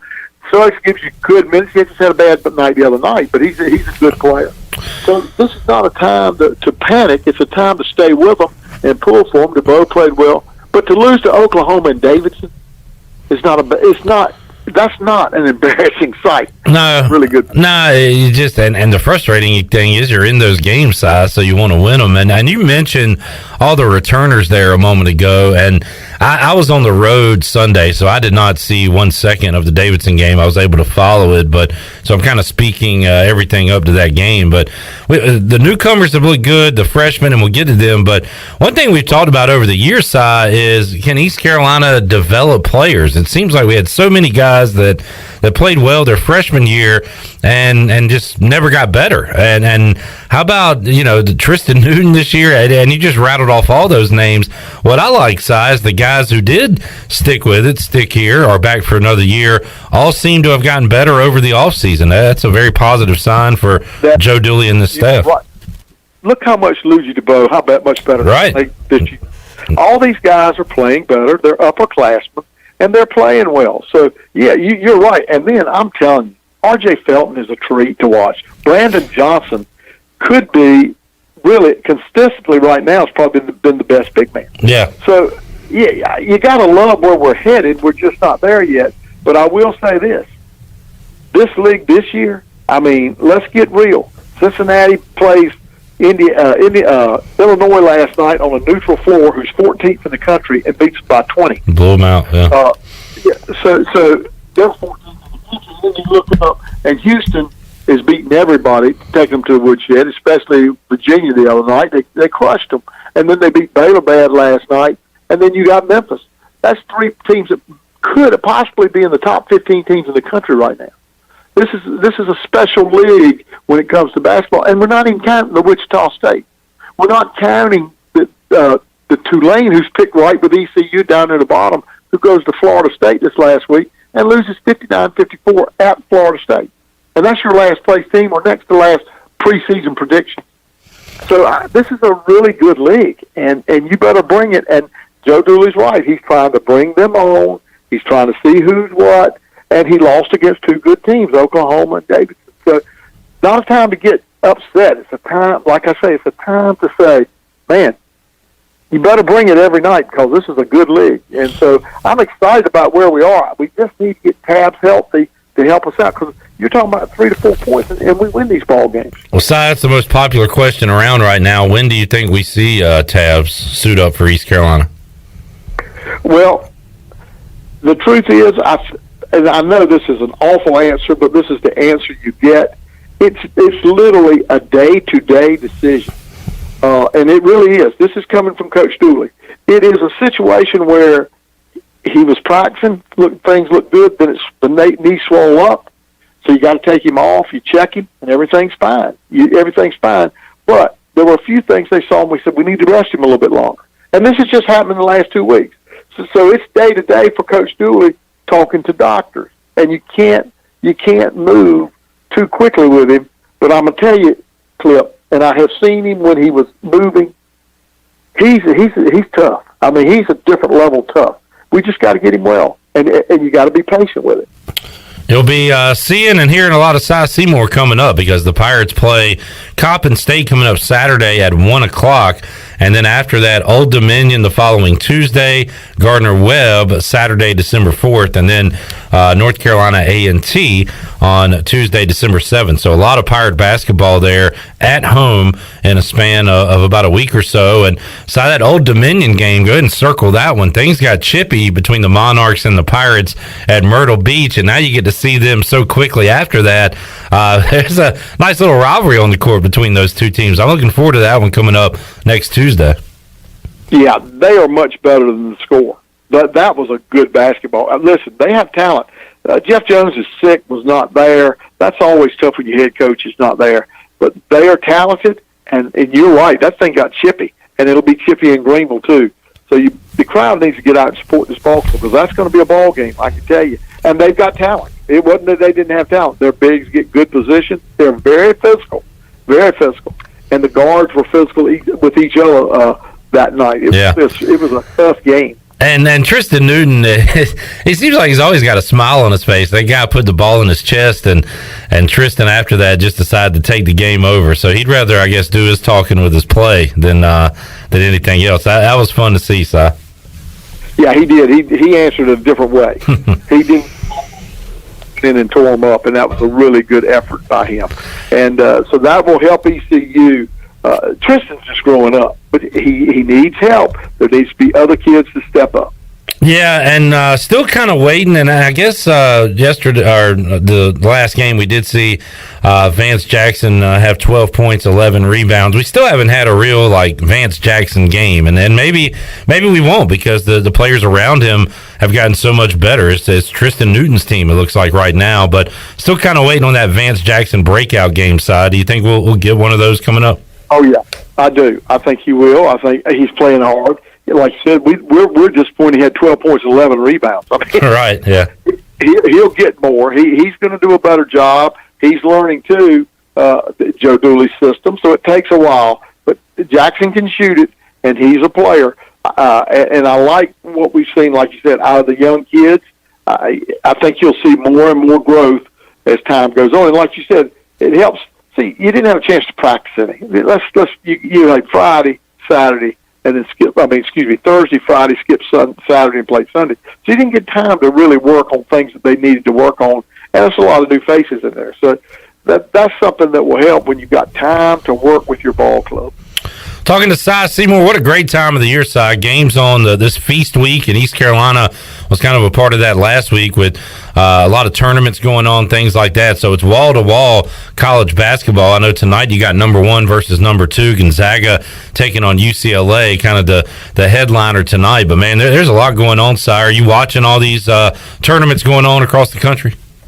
Yes, I'm blurry out. I'm watching and recording when our league plays. That's exactly what I'm doing. I'm trying to see what our league does and trying to – and our league is impressive. I'm just telling you. I've recorded Wichita State, saw them a little bit. They're just as good and just as tough as they were. And then I watched Memphis, and they're scary. The team that really surprised me, it was Cincinnati. It's not a surprise. Wes Miller from Tremendous Coach. Yeah. And he got those kids playing, and they're dangerous. So they are really good. So it's just a good league. And, I'm leaving out, so many good teams that I just hadn't had a chance to look at. I guarantee when you get down to it, SMU's going to be good. They got the Conference Player of the Year back. So they're good. It's just a fun league. Kind of scary when you think about Cincinnati and their DNA since we've known them. Size been like a tough, physical, hard-nosed basketball team, and then they bring in the scrapper Wes Miller to add even more toughness and scrappiness to it. So they're going to be a tough out, and it's kind of one of those things. If you're going to get them, if they're down, you might want to do it early, because I could see him building something there. I think first of all, I think here's how I'm looking at it from a professional point of view. Wes Miller did a tremendous job at UNCG. I mean, as good a job as you could do. And what he did, he was patient and took the right job. Cincinnati is a great job. He took it at the right time, and it is it's a great place to go. I mean, that place is packed, and they love their basketball. And he didn't replace the man that went to UCLA. Right. He took the man's place after the guy went to UCLA. And that's how you do it. and he is doing a good job, and he's bound for great things there. He's just a really good coach. Very good point, Si. You don't want to replace the winner. You want to replace the guy after that. And Wes Miller able to do that. Love talking hoops with Si Seymour. Si coming up next for the Pirates. It is Coppin State. And again, after that, Old Dominion. We'll get to see Tim Kraft, former East Carolina assistant, back here when Gardner Webb comes to town. And then North Carolina A&T, a nice 4-game stretch. And then we had Joe Dooley in here a few weeks ago, Si, and we were talking about the NBA a little bit. I told him I was a Hornets fan. He said, man, you should come to Charlotte that day for the Hall of Fame shootout. East Carolina will play Liberty Friday, December 17th at 1:30. The St. Bonaventure Bonnies are there. That's like a full day of basketball, size. So you're going to love that one. A lot of great basketball going on in Charlotte that day, including the Pirates and Flames. No doubt about it. It's great basketball. And speaking of St. Bonnie's, you're talking about one of the top teams in the country. Oh, yeah. So they'll be fun to watch. It is really a wonderful time of year. There is so much parity in college basketball. It just makes it a pleasure to watch. There's really parity in college football, as much as they don't want it to be that way. There's a lot of parity in college football. The Power Fives are trying to keep everybody else out, but the truth is there's more parity than you think. Si Seymour joining us. I always enjoy talking hoops with you, a little football, and finally we'll leave you with this. What's your go-to Thanksgiving Day side dish, Si? If you could only have one side on the Thanksgiving table, what's your go-to? That's a great question. Probably, and I can't eat it like I could because I'm diabetic, mac and cheese. Okay. Like that on the side. But I can't, diabetes gets you, Man. There's too many good things to eat on Thanksgiving Day. But I love mac and cheese. But as a side dish, it's hard to beat. Hard to beat. Si, thank you so much, man. Have a happy Thanksgiving, and we'll check in with you. We'll hear from you coming up Saturday. Before you leave, did the Cowboys win Sunday? Si, the Cowboys went on the road and lost in Arrowhead Stadium to the Kansas City Chiefs. Oh, thank you. I didn't know. I can't keep up. Look, I'm here. I know you're watching a lot of basketball, so if you need a Cowboys loss update, I'm your guy. Just ask me. I thank you so much for letting me know that they lost to the Kansas City Chiefs. That's all I need to know. And you have a great Thanksgiving, man. We look forward to talking to you during the season. All right, there's Si Seymour. What a way to end it, talking about a Cowboys loss. That'll put smiles on people's faces unless you root for the so-called America's team. Si is a dandy. All right, let's get a break in. We'll come back. We'll talk some NFL. Speaking of losses, our picks continue to stink. Tony Dunn has won like 3 weeks in a row by one game, slowly climbing back into the overall standings. I'm back! Chandler's back. Him and Glenn have a 1-game lead over me and a 3-game lead over Tony overall. We'll make some picks for Thanksgiving Day and the weekend when we return on Pirate Radio Live. Back with you after this.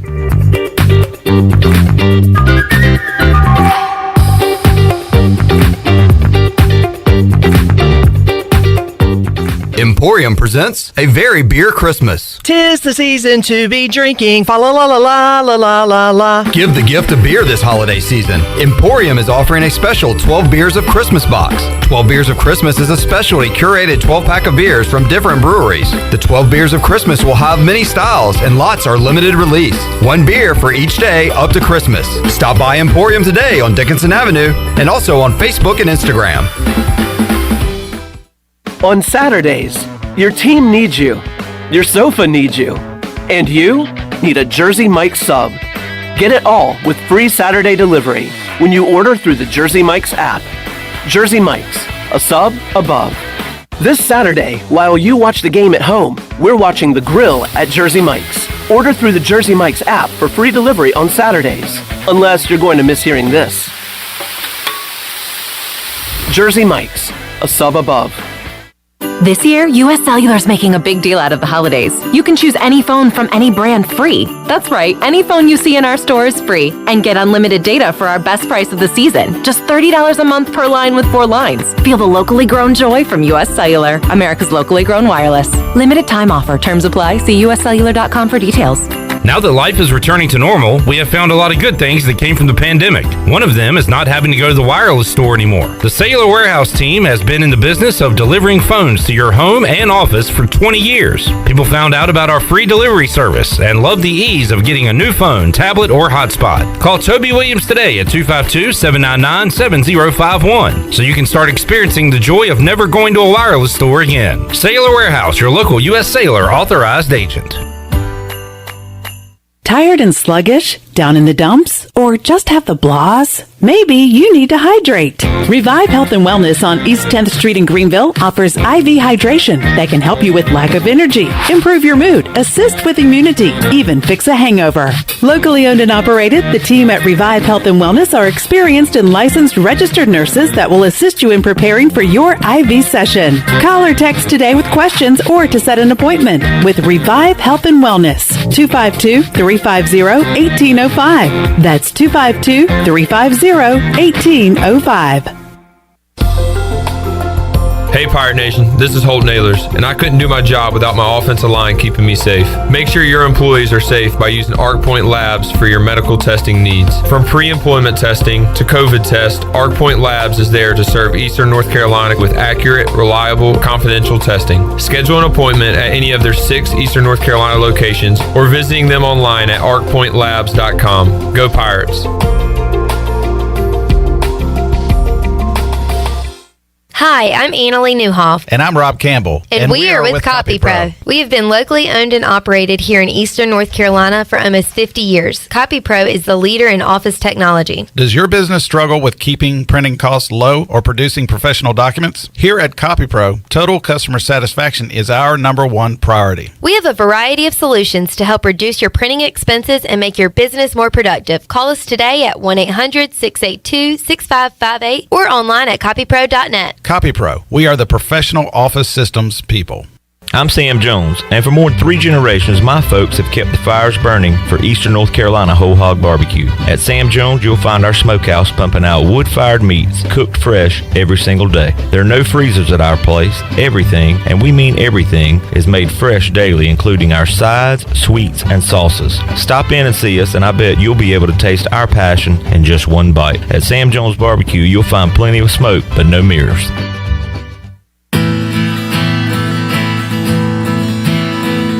Yo ho, you're listening to Pirate Radio.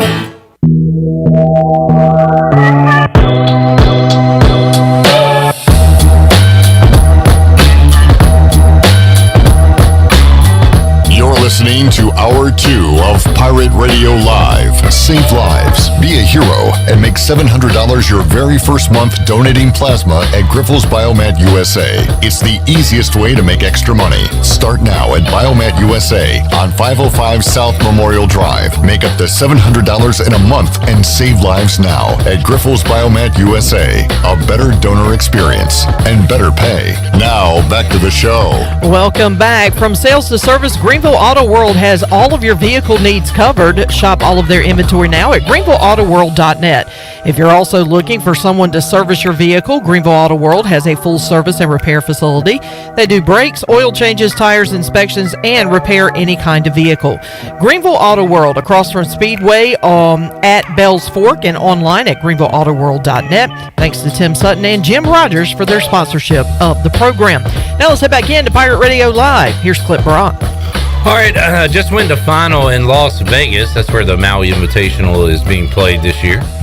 Texas A&M, a 57-50 win over Butler. Coming up at 5 o'clock, Wisconsin and Houston. Be a pretty good one. And then later tonight, it is Oregon taking on St. Mary's. So I got some basketball action all day long. The same St. Mary's that's visiting Clark LeClaire this year? I reckon so. I mean, that's the one, right? That's the one. I have no idea if it's the one or not, but it could be the one. Are you the one? Because there's a Mount St. Mary's, which plays like in the Northeast, but we're talking St. Mary's, like West Coast Conference, plays against Gonzaga, Matthew Dellavedova, that outfit. Matthew Dellavedova, famous alumni from there? You kind of said it right, but yeah, Matthew Dellavedova. Matthew Dellavedova. You keep putting an N in there. There's no N. Dellavedova. There you go. Dellavedova. All right, let's head out to the Fixed NC Live line and talk to the man who created CarolinaCatChronicles.com, host of the C3 podcast, the post-game show, Mr. Panther, Cam Sexual. Tony Dunn joins us. Hello, Tony.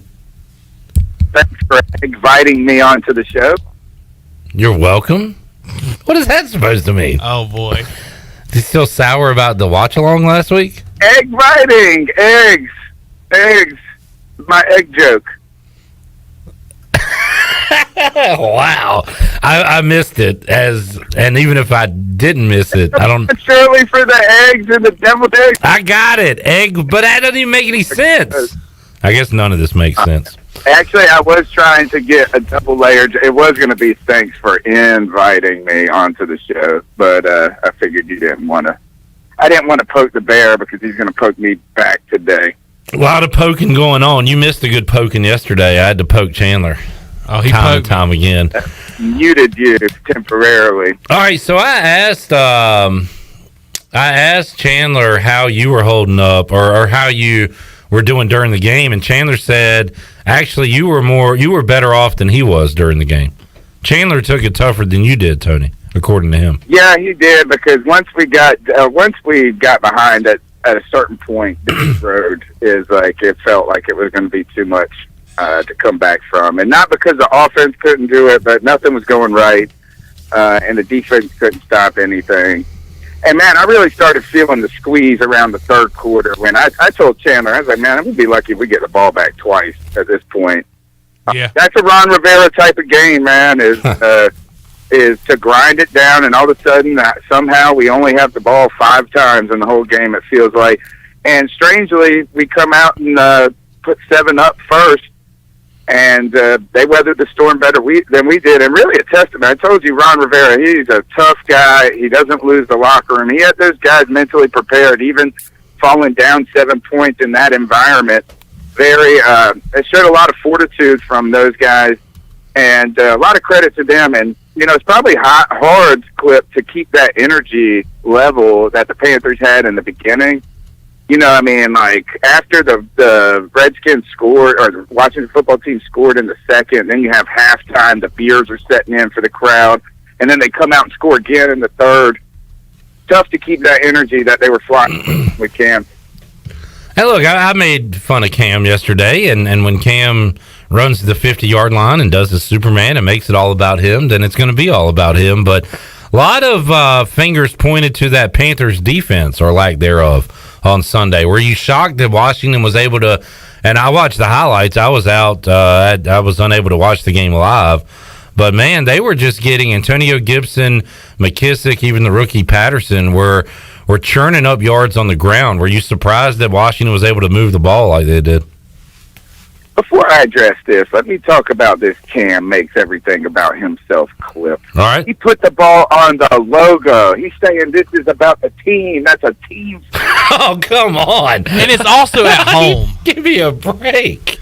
Man, this is all about Carolina in the logo. That is the dumbest thing I've ever heard, Tony. Worse than the egg joke? Okay, second dumbest. You're right. All right. The defense, when it comes to the defense, I'm sort of surprised and not surprised. What I mean by that is that the team has really bought into the defense with Rule and going and getting Cam, and they said we've got the defense to win now. And that kind of surprised me that they felt it was that good. Now, it has put up some statistically good games. On top of that, they've kept Carolina in it when their offense wasn't cooking. But I tell you, we really haven't. Who have the Carolina Panthers stopped is the first question I have to ask is, are we going to talk about a Jets team with a rookie quarterback and a rookie head coach? Are we going to talk about the Saints team where their team is hobbled by injury and COVID, ravaged by COVID at that time? Or are you going to point to the Arizona Cardinals, who are missing their top offensive threats? We allowed the Cowboys to put up 250 yards rushing on us. The New England Patriots put up another $150 on us. And you guys body blowed us to death until you hit us over with the haymaker with McLaurin.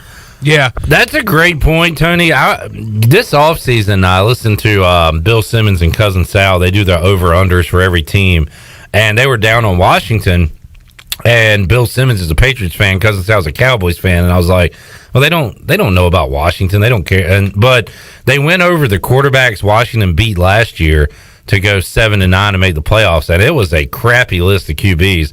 So you bring that up. It matters who you play. And that's an astute point by you that you can have a great defense and great defensive numbers, but what do you do against good offenses? So, yeah, I hear you there. Chandler, you were about to say something? I was just going to say Terry McLaurin really exposed Dante Jackson the other day, and Dante Jackson's the guy that's really stepped up this year from a leadership standpoint and performance standpoint for the Carolina Panthers, and really needed to prove it this year, and he has. But on Sunday, Terry McLaurin just took him to town. He was targeted 7 times, 5 receptions for Terry McLaurin for 103 yards and a touchdown. So, but yeah, the rush defense the other day really was disheartening too. But I mean, Tony brings up a really great point. I mean, who has the Carolina Panther defense stopped? The guys they've stopped is, like you mentioned, a Jets team who's still in rebuild. And let's see, we also have the Cowboys. Man, Ezekiel Elliott, that was a game that going into that game, I was like, this is going to be a reality check, not just for this team as a whole, but for this defense, and it sure was. So, yeah, just very disheartening the way the defense wasn't able to hold up their end of the bargain on Sunday. All right, Tony, any last thoughts? We got to get to the picks. Yeah, I just think that it goes to show how important it is to run the ball effectively to win in the NFL, and how important it is to stop the run in the NFL. And while people with an analytic mind or with the numbers say that it's marginalized and how important it is, man, is when you can't stop it, you really feel how important it is. And I think the running attack was really the problem. And I think people are being a little too hard on Dante. Not hard. I mean, yeah, he got beat. But, like, I mean, one player, I mean, he's a fantastic player. That guy smoked Stephon Gilmore 2 years ago. Like, that guy's a stud. The fact that you weren't getting any pressure on Taylor Heineke and people running all over you, that's the problem. I would tend to agree with that. On those plays, they were like somewhat slow developing plays where he was able to hit McLaurin on some of those, like the one where Jackson's got to chase McLaurin all the way across the field and he catches it on the sideline. Like that's pass protection or lack of pass rush. All right, let's get to the picks. Tony, you won last week, 8-5. What were we picking? I mean, I couldn't have been football. Gosh. I was 7-6. Glenn was 7-6 on the year. Glenn/Chandler 94-56. I'm 93-57. Tony 91-59. And we are getting worse and worse as the year goes on. Although Tony has been chipping away at the lead, so let's keep it going. I'm going to go ahead out of the gate and make an awful pick just to get things rolling. I'm taking the Lions to beat the Bears on Thursday. All right, Tony, Chandler, what you got? I got the Bears. Right. I'll go Lions. Chicago.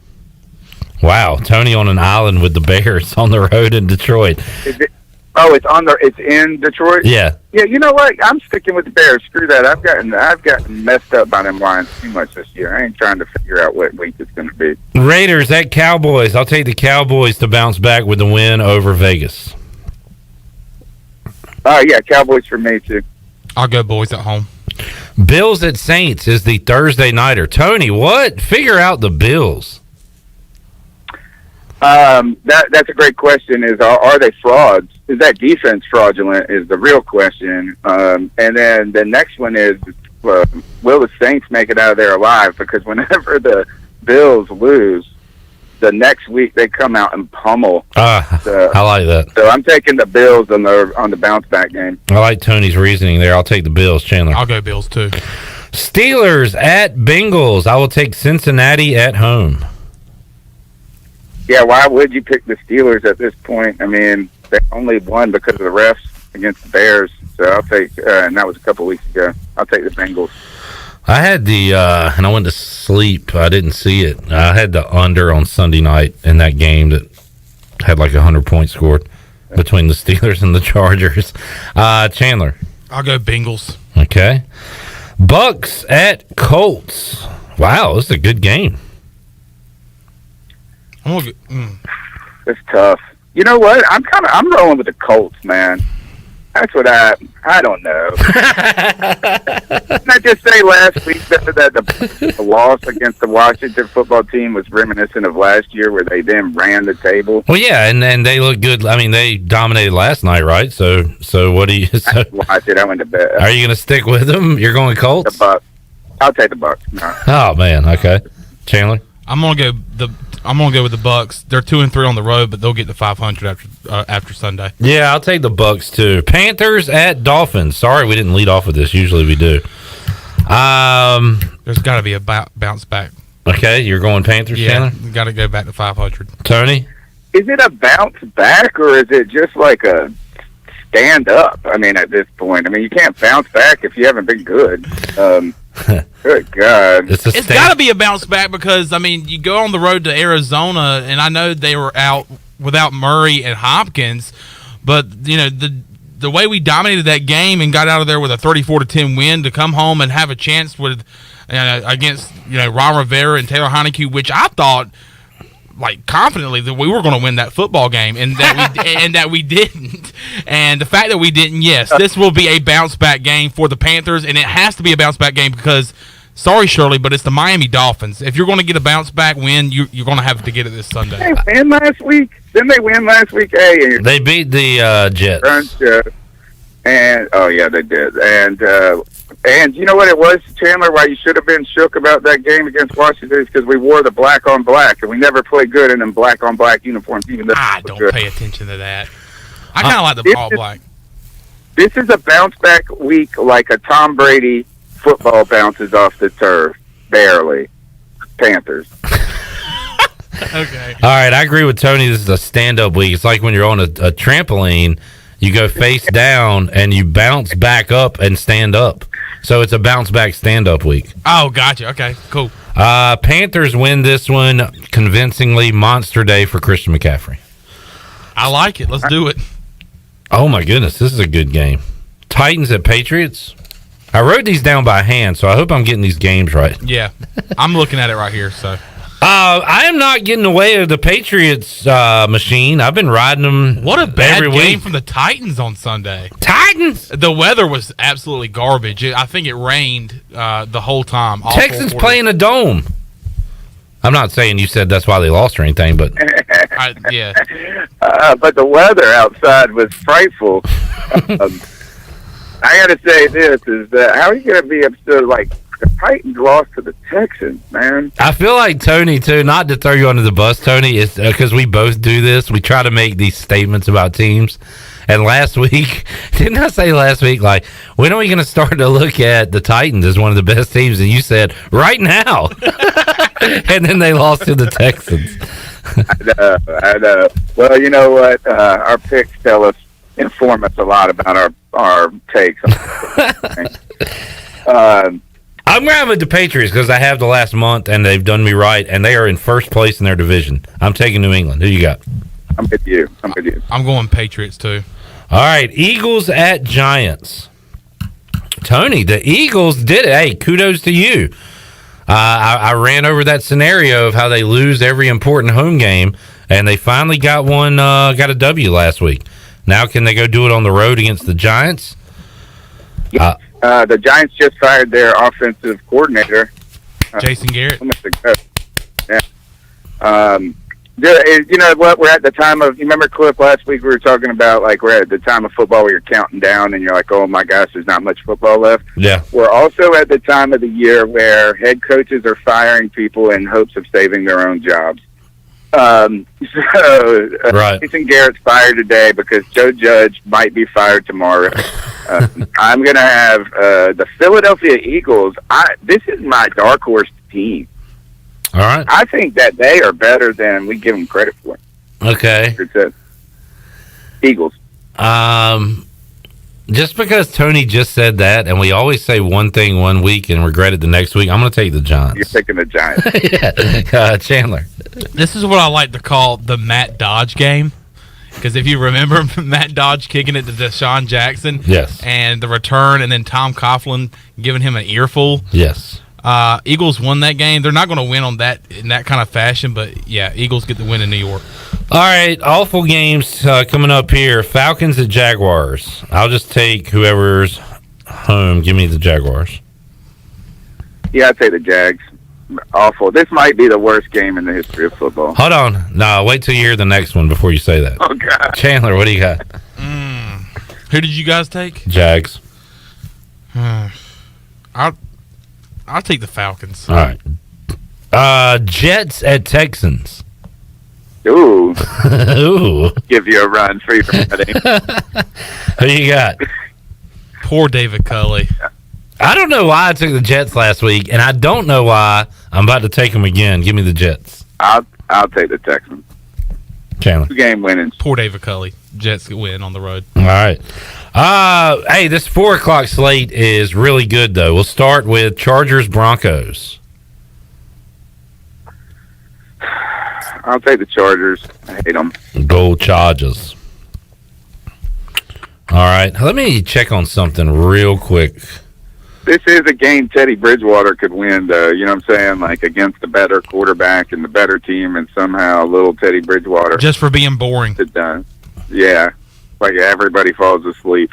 Everybody turns the channel. They wish that they could watch that Jets-Texans. And then Javonte Williams is a beast. All right, Chandler, who you got? I'm going to go Broncos. It's kind of a weird Who'd you pick, take? You took the Chargers, Tony?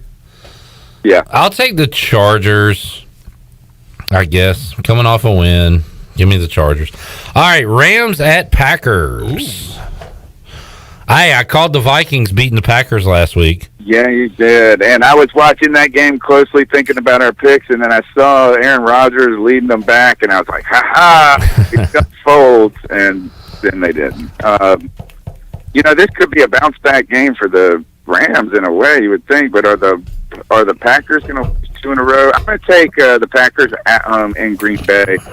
The Rams got to prove us that they're not terrible. Rams off a bye and a loss, but I just think Aaron Rodgers isn't going to lose 2 in a row. He's not going to lose at home. I'm taking the Packers as well, Chandler.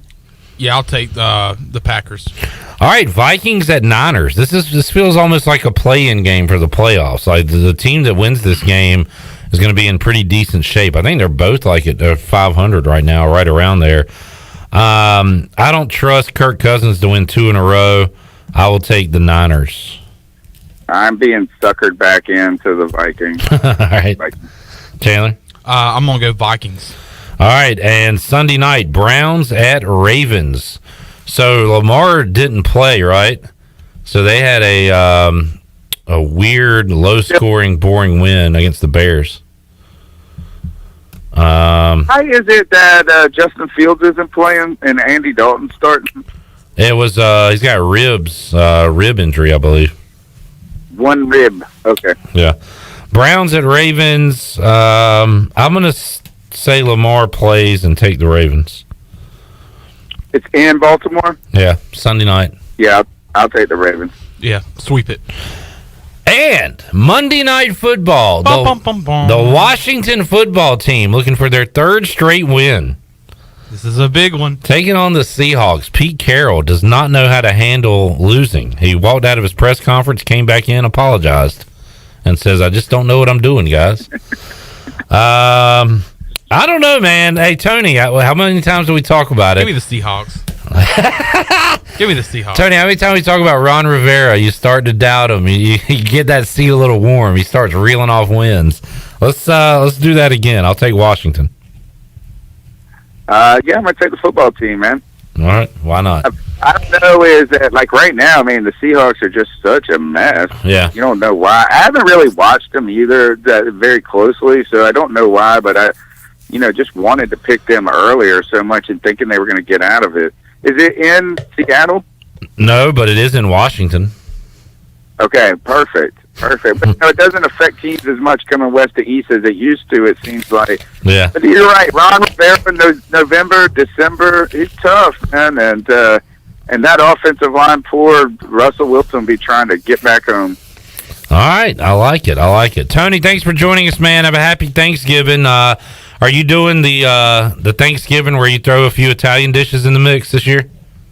I've kept the tradition up for my grandmother, and since you also have liked it so much, I was like, man, you know what? I got to keep this going for my kids. So yes, I'm making the lasagna. Man, my wife put in the order for all the stuff I need. She was like, dang, these lasagnas are expensive when you make them. So we got the good slate. My favorite thing to do at Thanksgiving, Clip, is the day after with the leftover turkey, I make turkey and pastry.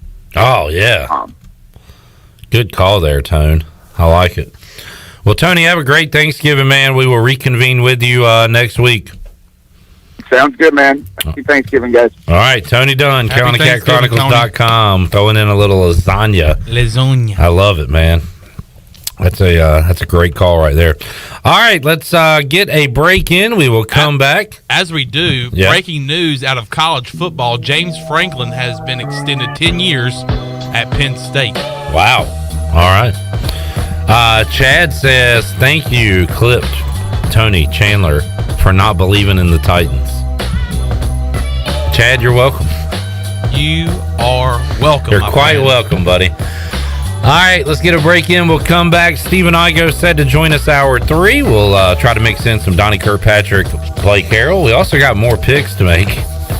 Stephen Igoe finally had a losing week last week, 2-3. I went 1-4. We got some good games to pick this week. We'll do that and a lot more when we return on Pirate Radio Live. Back with you after this.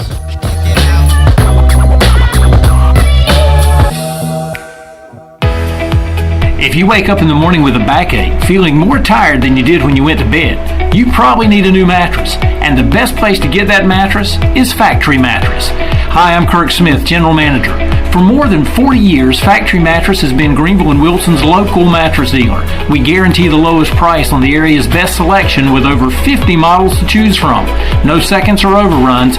Factory Mattress offers only first quality direct from the manufacturer.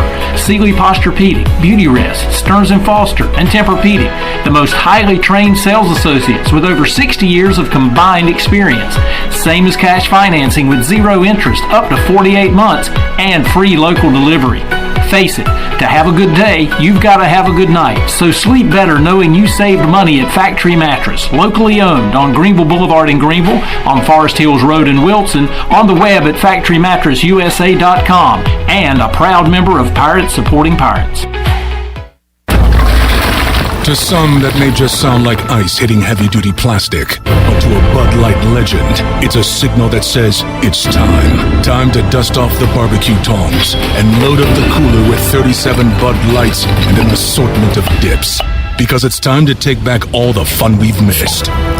Welcome back, Bud Light legends. Let's take summer by the coolers. Cooler up at BudLightLegends.com. Enjoy responsibly. 2021 AB Bud Light Beer, St. Louis, Missouri. There are times in our lives when we feel like we have hit rock bottom with nowhere to go, but that is actually when God is closest to us and building us into who we are meant to be. Hi, I'm Holt Nailers, and that's how Built When Broken was formed. BuiltWhenBroken.com is an apparel brand to remind people not only where they've come from, but also where they are going. Visit BuiltWhenBroken.com to get the latest BWB apparel, t-shirts, hoodies, hats, and more. BuiltWhenBroken.com, apparel for our walk through life.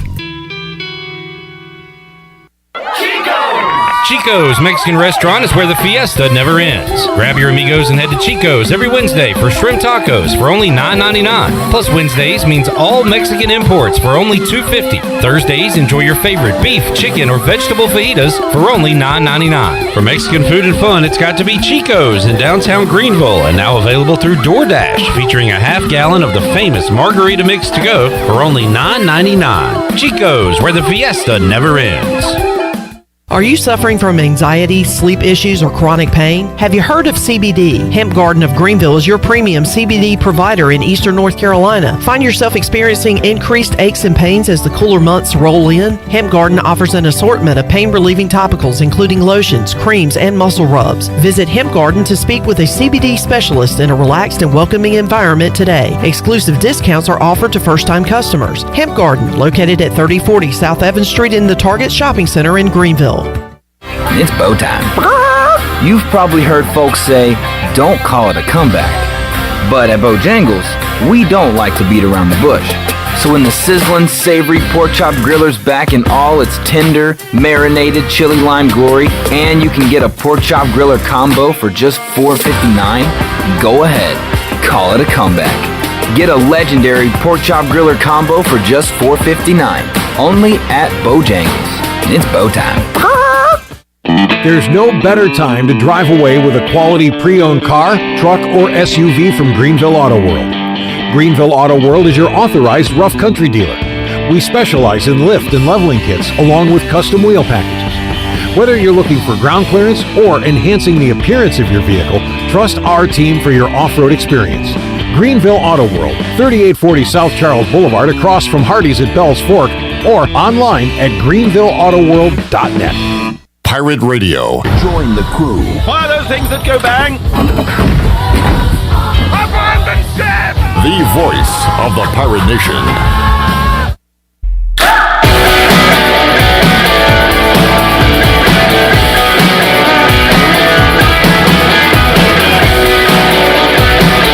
You're listening to Hour 3 of Pirate Radio Live. This hour of PRL is sponsored by Signs and Tint, Eastern North Carolina's choice for window tinting, signs, graphics, wraps, graphic design, and more. Visit Sign and Tint today at 801 Staten Road in Greenville or book an appointment online at signsandtint.com. Now, back to the show. Welcome back. Quality Equipment is your full-service John Deere dealer with 28 locations to serve you. Quality Equipment is open in Winterville next to Sam's Club, or you can visit qualityequip.com to find the location near you. Now let's head back in to PRL. Here's Clip Rock. All righty. Thank you, Shirley Rhodes. Chandler Honeycutt here. And it's live. Stephen Igoe's here. Are we live? We are live. I don't want to watch. Can't even think of his name now. Tom Green. Jim Harbaugh's brother-in-law screaming like a maniac on the sidelines. I want to watch some American basketball because, Steven, this is a tough league. As Cy Seymour told us an hour ago, Houston and Wisconsin. It's a good game coming on right now, live from Maui, Nevada. As the Cougars, man, they play a tough non-conference schedule and have been getting it done early on. Did you watch them play Jaden Gardner's Virginia Cavaliers? I did. I watched Did you wash your eyes after the game? It was pretty ugly, man. It was bad. Houston looks like Houston. I mean, they just play defense. They rebound. Got a couple dudes who can shoot it. Kelvin Sampson just has gotten to the point where he just reloads every year. It doesn't matter if they lose Quentin Grimes, the Gray guy who we love, the Nate Hinton guy. I mean, they're loaded every year. They got athletes all over the floor, and they play his brand of basketball. It's fun to watch unless you're playing them. Yeah, and they are taking on Wisconsin right now. And Maui will give you some updates on the Buccaneer Music Hall scoreboard as this hour rolls on. Why'd you say Maui, Nevada? Because they're playing in Las Vegas. Oh, okay. Why? Probably COVID. Gotcha. Well, it says like Chaminade on the court. I know. I mean, because nothing makes sense. Is so stupid. We're not talking about the Continental, are you? No, I'm talking about in mid court. It literally says Chaminade. Chaminade is the host school in Las Vegas, Stephen. What is there not to understand about Maui Invitational presented by Chaminade in Las Vegas. Yeah, sports are dumb sometimes, man. Very dumb. And Houston's defense already out to a great start. Igoe, how about the 7-win Pirates? Feels like a dream. You were there, and what's it like to be? How close are you to the celebration? You're right there on it, right after the game. Well, it depends. Usually we try to go down to the field for the end of the game, but the last two games have been so close. And like as a reporter, to me, it's more. It'd be cool to be down there like on the field when they're celebrating, but I would rather do live updates for the site and on social media and have that information. Rather than be on the sideline with my phone. It's just not as conducive to success in terms of what we're trying to do. So if it's a close game that comes down to the end, we hang out in the press box, cover it from there, and then go down to the field for post-game interviews. But the last two, it's been unreal because the last 6 years, I mean, we've covered some close games, and when we've covered a lot of blowouts. But when there have been close games so many times, ECU has not made that play and just found a way to lose. So, like, naturally, I'm kind of expecting ECU to find a way to lose or to find a way to mess it up. But these last two games, man, they have just so many big plays all over the place. I mean, especially the Navy game. Like, I can just kind of go through, and all the big plays seem to happen in slow motion. You know, after that kick return, and I knew as soon as those refs got together that something was up, man. I mean, you just don't meet like that. So, what, you want to say something? Chandler, this happens a lot of times. It's Igoe doing the spoiling. This time it was somebody else. I had my Twitter up while we're watching the game. Oh, wow. And do you remember I said, oh, no, I know what's about to happen here, but it's okay because it's coming back. There's a flag. Yep. Remember on the kick return? Yes. And then and I'm like, it's all right, guys, though, because there's a flag. I just read it. And then they picked it up, and I was like, all right, now I'm double sorry that I spoiled the kick return, and it actually counts, and ECU's going to lose this game, and it's awful. Everything's awful. That's the thing, man. When they return that, like, to have that happen, to have not only have the kick return, but then have the thought that, oh, it's a penalty, no big deal, it's come back. So, like, you get that second reprieve, but then this picked up. Like, that's almost like a double blow to your, psychology, the aspect of that. And then to come back on the very next drive and make the plays to not only go down and score, but then you make the 2-point play to tie it. I mean, those are some big-time, big-boy drives. I mean, those are plays we have not seen an East Carolina football team make in years, since Shane Carden was the quarterback. So, that fourth down throw by Holton to Snead, they're bringing the all-out blitz. He knows he's going to get popped. He stood in there, threw it. Him and Snead, obviously, he referenced it yesterday, have worked on that a lot over the years. So, yeah, okay, then you score to make it a 2-point game, but then you still have to get the 2 to tie it. Again, hangs in there, makes a tough throw to CJ. CJ takes a hit. He holds on to the ball. So, like, everybody's stepping up, making those plays. Defensively, okay, they get in your territory. Everybody's like, well, they're going to get a first down. They're going to run out the clock. They're going to kick a field goal to win it. We've seen this before. Then Jaquan McMillan makes the play. So, like, you just have so many guys making those huge winning plays that ECU teams the last 6 years have not been able to make, whether it's mental or physical. They have not been able to deliver in those situations, and now we're seeing them deliver in those situations, and it's special to watch. I said earlier this week, I don't like to throw around the word, this is special team, special season, but it's reached that point now.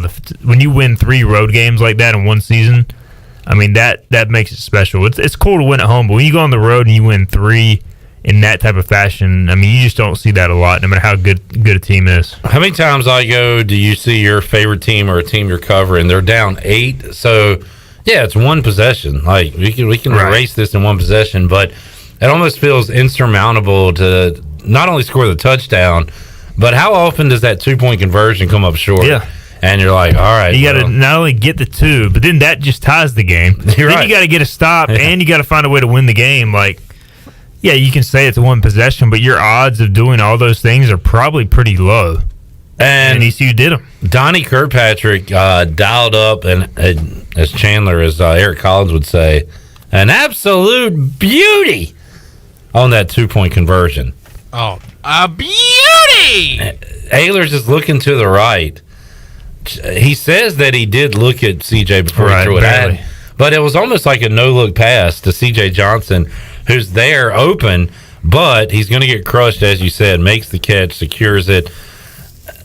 Easy on the taunting, CJ. We don't want that flag in that situation. It wasn't called. Okay, thank you. But, man, that was a beautifully designed play. Sometimes I worry that you go on that drive and you don't have a 2-point play ready to go. Right. You know what I'm saying? Well, but they had it ready to roll. And I would think that they had used a few of them or similar plays early in the game, because if you remember, 4th and 2 from the 5 going into halftime, that was a huge play and also a well-designed play. They hit Ryan Jones on the little, flare over the middle where, they kind of had some pre-snap motion, and they had Rajay going. I can't remember for Rajay or Keaton. One of the backs going to the left, and Holton kind of looked that way at first. They also had a crossing route going, and they had Jones kind of sitting in the middle of the field, and nobody picked him up because of the design of the play, and Holton did a good job with his eyes. So that was a good one. Then you had the other 4th down where Audie just stopped on his route. Probably should have been a touchdown. Oh, yeah. And so that was from, the 2-yard line, too? And then you had that one. So I'm guessing they went pretty deep into their playbook in terms of 2-point plays or goal line plays, because it's rare you have 3 of those big spots in a game like that. And 2 of the 3 they executed, they probably should have gotten 3 of the 3. But I didn't have a problem with them going for the first 4th down, or the second play. That I don't know what 4th down it was, but they didn't get it. But you had them backed up, and when you're a triple option offense, you're not going to be back there pitching the ball with confidence out of your own end zone. So it kind of limited their play calling, even though ECU didn't get it, and ECU's defense got a 3 and out. Chad says, so Hilton said he has not made a decision if he's coming back or not another year. Hilton or Hampton Inn? He said Hilton. So he's going with the Hilton here. Does he have other options? Are we talking transfer, pros, or just leaving football? I don't think he's leaving football.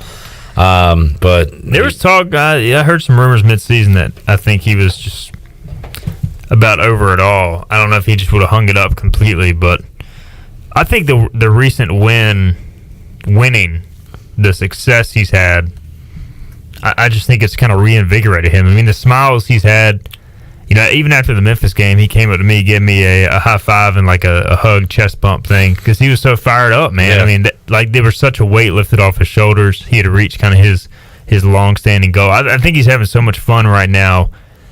If he was ever thinking about leaving or trying to transfer elsewhere, I think that's kind of gone away. I think now it's more, does he want to try and take a shot at the next level now that he's got his degree, or does he want to come back and give it another year? Interesting, because I would not blame him at all, and it might be definitely if they didn't have this winning, I guess, but like it might be better for all parties if he did move on and like leave on a high note, because man, I can't imagine taking the scrutiny he's taken. That's what I'm saying, man. It's just like, I'm sure.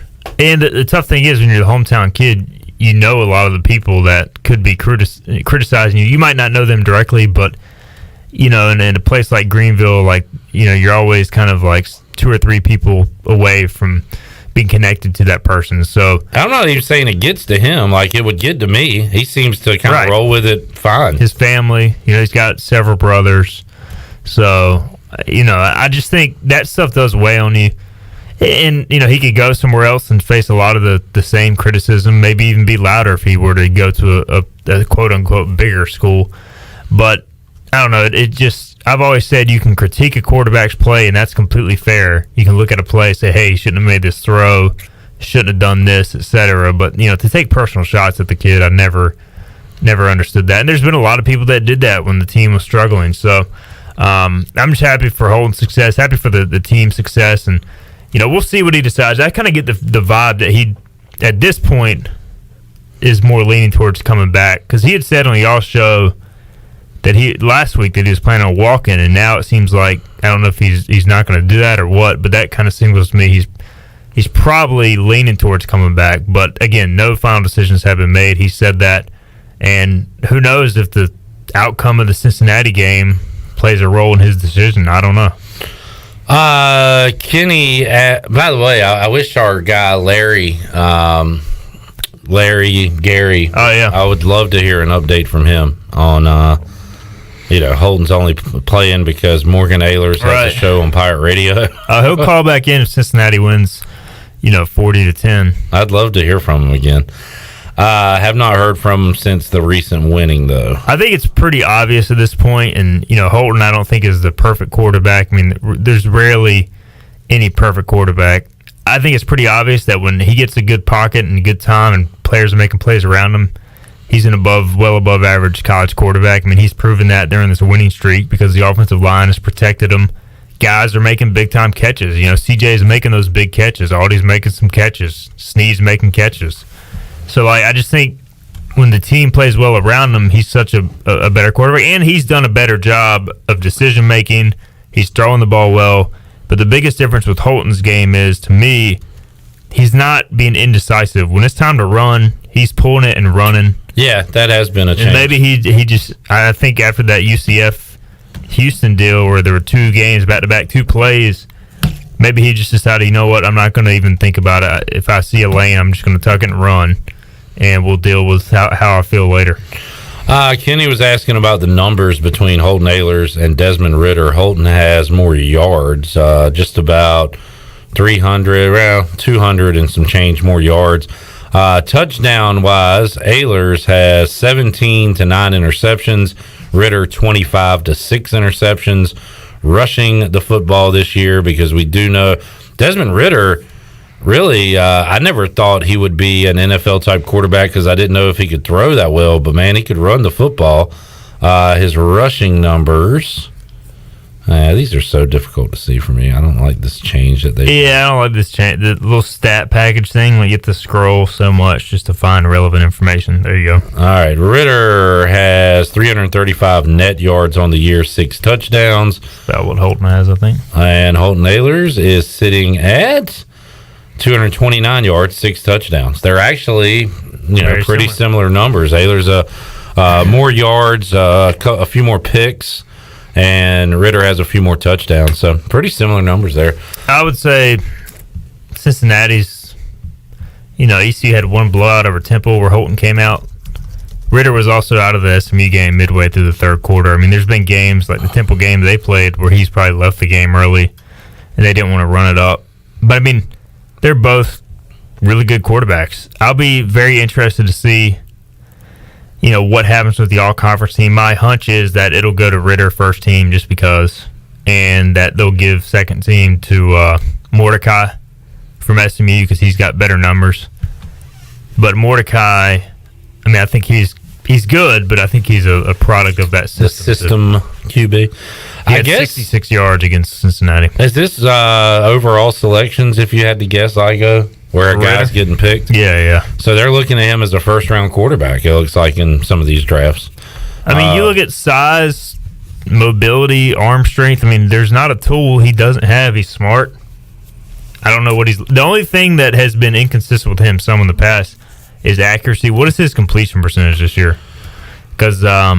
But when he's, I've noticed watching Cincinnati, there are games when he just misses guys. But then when he's on, like, he's as good as any quarterback. He's 66. Which is a very good number for their style of play. So Ahlers 63. Yeah, I mean, Ritter's the real deal. He's more naturally athletic and long and lanky.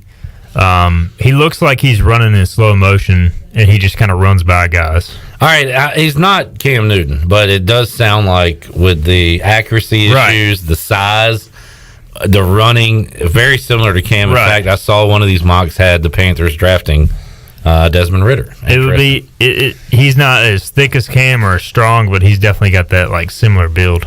All right, so East Carolina, Cincinnati coming up Friday, 3:30. We'll be with you 11:30 a.m. on the Bud Light pregame tailgate. Igoe, you going to drop by?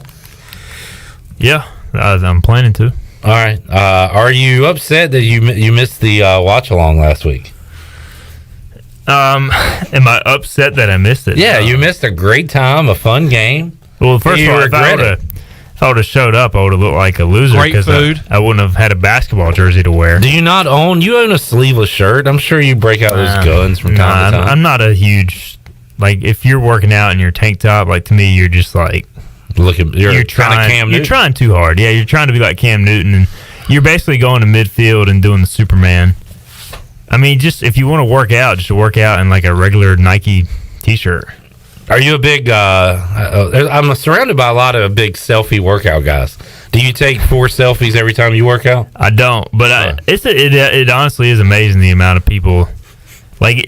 You can notice very quickly, and I haven't been going to the gym lately because it's later. Luckily I do have some things in the garage I can do, but you can very quickly identify at the gym who's a selfie guy and who's not, based on how he's dressed.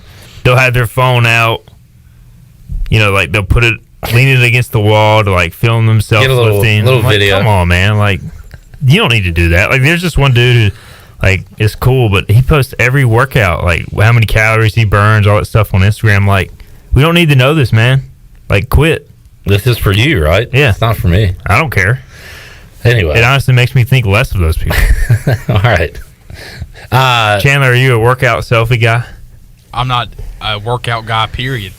Okay. Or a selfie guy. I don't. So what kind of guy are you? What kind of guy are you? I'm just a guy. Stephen Igoe, not You're a quarterback Jag, guy. just You're another not guy. a quarterback guy. I'm not a quarterback guy. I'm a high five guy. Just another I love guy. high fives. A Jag. Chandler is a true Jag. Who uses that? Is that a, It's like a football term? Yeah, it's a football term. How's It's the a Jag. how's the baby shield doing? The baby shield's doing good. It got me out of watching the game with you bozos. His first words were, "Daddy, I need you to stay home and not go to Pirate Radio I'm tonight." trying to teach him at an early age to watch Pirate basketball Dad, for some can you reason. watch the ECU Oklahoma game with me tonight? That's gonna be fun. Igoe, to have a little Rugrat to watch games with. I'm just hoping he doesn't become like a Duke or UNC fan. I got to shield him from. Yeah, now there's the shield. That's where the shield comes in. Lily went to the last home game with me. I don't think she cheered. She cheered for the guy that was putting the did the puzzle on the court. Oh yeah, that was the guy only that time she cheered during the game. Couldn't even get. No, this guy got it. Oh, it was the other one. It was the previous game where the guy looked like an absolute moron out there. So Jag, just another guy. All right, we'll talk some heaps. We'll talk some baseball. We'll make some picks. Let's take a timeout. We also got to make somebody a winner. Shirley, you want to do that right now? Get it out of the way. Let's open up the booty bag here on a Tuesday. Booty, booty, booty, booty, booty everywhere. Booty, booty, booty, booty, booty everywhere. Stephen Igoe and I doing a live watch along. You want to take back all those great things we said about Houston? They got down 13-0. That's awful. They have cut into the lead a little bit, 17-7. Wisconsin leading. All right, Shirley, what are we giving away today? How about a shrimp taco lunch from Chico's? A shrimp taco lunch to Chico's sounds like a plan. What caller are we looking for? I'm going to go with caller number 11. Caller 11, 317-1250 will make you a winner. We'll have more when we return on Pirate Radio Live after this.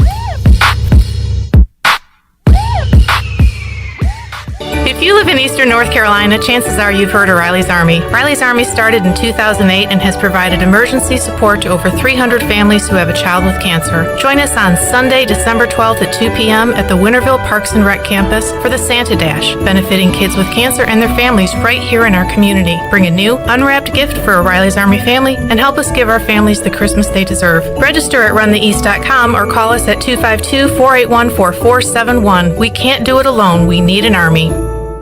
Hello, Pirate Nation. This is Jamie Cuccinella, inviting you and your family to come by Cuccinella's Pizzeria and Italian Ice. Cuccinella's has been serving our special family recipe New York-style pizza since 1932. We think you'll taste the difference in just one bite. When you come in for a pie, don't forget to try our house-made Italian Ice or gelato. We make small batches every day from scratch with all fresh ingredients. Cuccinella's on Old Tar Road across from Plant and See, Cuccinellas.com, and on Facebook and Instagram.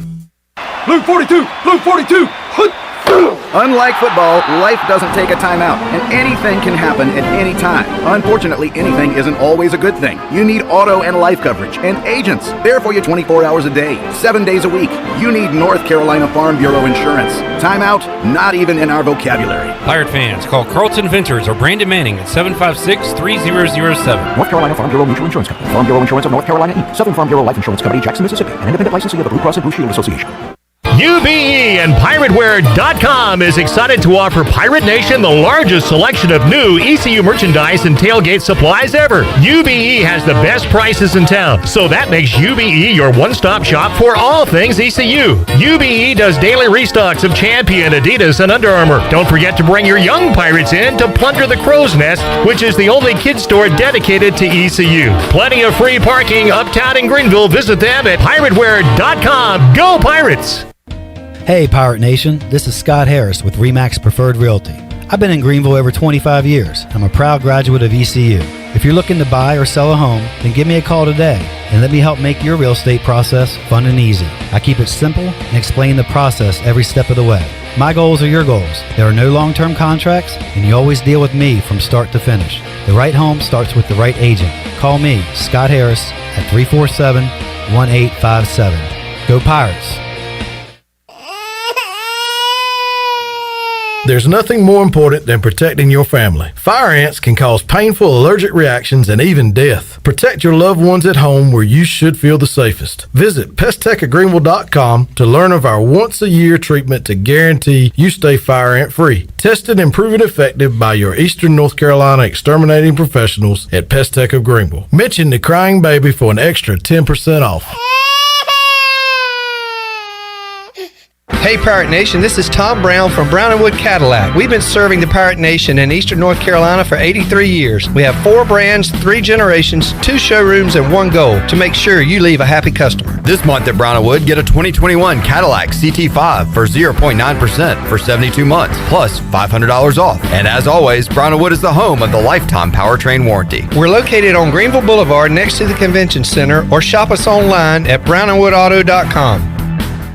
Although innovative new resources such as digital media and social networks have grown in popularity, smart marketers recognize that printing is a mainstay. We live in an age of computer hacking, scams, and fly-by-night businesses, so it's reassuring to consumers when they receive printed marketing pieces. It exemplifies business confidence and conveys a high level of commitment. It also fosters trust, which leads to engagement and ultimately brand loyalty. When you're ready to grow your business, come to PIP, where business goes to grow.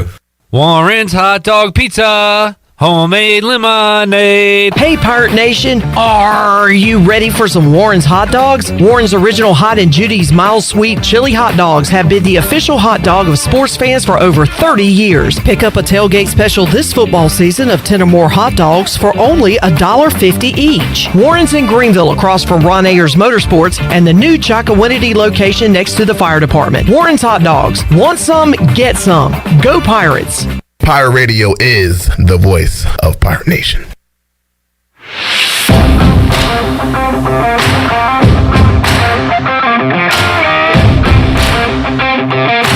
You're listening to Hour 3 of Pirate Radio Live. This hour of PRL is sponsored by Signs and Tint, Eastern North Carolina's choice for window tinting, signs, graphics, wraps, graphic design, and more. Visit Sign and Tint today at 801 Staten Road in Greenville or book an appointment online at signsandtint.com. Now, back to the show. Welcome back. At Angel Oak, they continue to make customer service a #1 priority. A local mortgage advisor is the key to your transaction success. The combination of their local team's experience and Angel Oak's wide offerings of products from standard, conventional, government, and portfolio loans has something for every financial situation. For more information, call Talbot Green, Joanne Weir, or Wanda Hager at 751-2060. And congratulations to Nick Wedby of Grimesland. Picked up a shrimp taco lunch courtesy of Chico's. Grab your amigos and head to Chico's. You can enjoy favorites like shrimp tacos, steak and chicken fajitas, burritos, enchiladas, ACP, and more. Plus ice-cold cervezas and Chico's famous margaritas are always available. For Mexican food and fun, it's got to be Chico's. Now let's head back into PRL. Here's Clip Rock. Alrighty, back with you, Hour 3 of Pirate Radio Live. Continuing on our Bud Light ECU report, we'll talk more ECU Cincinnati on Wednesday and, of course, Friday on the Bud Light pregame tailgate, 11:30 kickoff time for us. Igoe planning to join us in studio for that one. Real quick, Igoe hoops, and we'll circle back around to football picks. But, man. So we were texting Friday night. I was like, I think I'm on board. I think I'm all in. And I was, and I think the entire Pirate fan base was one half away on Sunday 100% from really getting all in if they could have closed out against Davidson, but somehow it went from East Carolina double-digit lead to nearly losing by double digits, and a frustrating second half there against Davidson on Sunday. And it, I can't even say good trip to Myrtle Beach, because you had a chance to beat a good Oklahoma team, you had a chance to beat a pretty good Davidson team, and you didn't get it done. So Pirates go 1-2. Yeah, and it went from really, like you said, being really good to just kind of meh. Yep. And that's the unfortunate part about it. And really, they dominated the majority of the game. I mean, at least 30 minutes, they led pretty comfortably, and then they just did not make the plays, man. Made a lot of bad mistakes, missed free throws. You know, the one thing that's really bothered me watching this team is the offensive rebounds they allow. Like, there will be guys in positions, and they just kind of don't go for the ball. And I don't know if it's like a feel thing more so than an effort thing. Like, I think they're out there giving effort, but there are just times where, like, if a guy jumps, he's going to get the rebound. Instead, he just kind of, like, sticks his feet on the ground and doesn't go for it. And, you know, the one time that the guy did go for the rebound was Brandon Suggs in one of those situations, and he got fouled, went to the line to tie the game. So, like, I'm sure that's one of the things Joe Dooley's harping on, showing those situations. Hey, you're here, make an effort, get this board, and that can change the complexion of a game as simple as it is in that moment. That there were so many little things in that 8 to 10 minute stretch that they just messed up.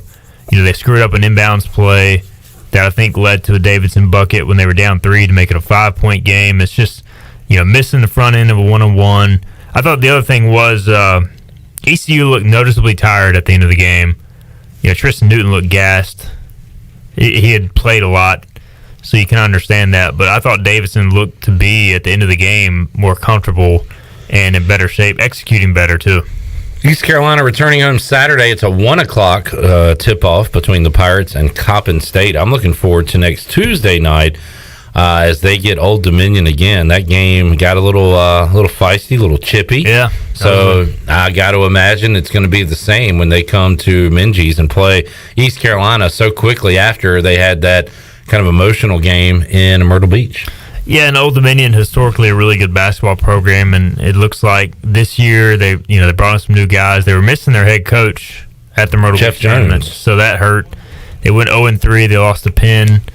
So I think they're better than what they showed, but you know, you look at this, the rest of this non-conference schedule, there's maybe one game ECU won't be favored in, and that's Liberty. And I saw Liberty's off to a slower than normal start this year, so you know, if you go rack up some dubs. Yeah, you need to rack up some wins and go into conference play at minimum, I think 9-3. And I think you can consider it a pretty big success just by taking care of the games you need to win. But you know, as frustrating as the weekend was, there was some encouraging things. I mean, yeah, Davidson and Oklahoma are legit basketball teams, and you definitely should have beat Davidson. You could have beat Oklahoma. Did Oklahoma end up beating Utah State? They lost in the last minute. Oh, wow. But it was a good game. I think Oklahoma's a borderline tournament team. We know Davidson always competes in the Atlantic 10. So, for me, I mean, there's a lot of encouraging things, and I keep going back to, like, is Winston Tabbs ever going to get healthy? And if he does, that gives you another guy who can score in multiple ways. Right now, you kind of have Tristan Newton who can do that, and the rest of the guys are more one-dimensional. You need somebody else who can just go in there and score on the perimeter or take it off the dribble. I think you got a lot more scoring. Now you just need more multi-dimensional scoring and better rebounding. Well, Cy said that he is like a legitimate day-to-day. I mean, what do you hear about Tabbs? I've heard, week to week at this point. Like, but the other thing, too, is now, like, why even play him against Coppin State?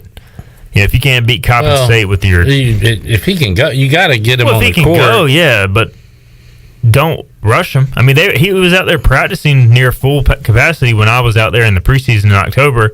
Clearly that... Are they saving him for Houston? Yeah, we can see right now that it's a very winnable Houston game. No, I mean, he needs to get out there with his teammates. I mean, he does, but you also don't need to just play him just to play him. He's got to, he's got to be healthy. You don't want to... I agree. Who are you arguing with? You're the one saying he needs to play. I'm saying he needs to make sure he's not going to have a setback. I'm not saying play him if he's hurt, but you're saying... You said you need him. You said... I didn't ever said need. I think you said he needs to be out there. He needs to play with his teammates at some point. I mean, he practiced with his teammates in the preseason. I saw him practice for like an hour straight. Scotty Montgomery had the best practices of all time. He did. I don't want to hear about practice. You just said he needs to practice. I said he needs to play. What are you talking about? I didn't say he needed to practice. The bottom line is this team needs Winston Tabbs healthy to maximize his potential. Stop saying things I didn't say. I'm just saying the bottom line. I'm saying my bottom line. I'm trying to wrap up this crappy conversation. Igoe's bottom line. All right, I'm going to use your words, but instead of against you, I'm going to use them for you in this case, Stephen. Eat your words. You said this has got to be, shout out Coach Owens, this has got to be one of the best ECU baseball slates I've seen, and here are your bullet points. Bryant is an NCAA regional program most years.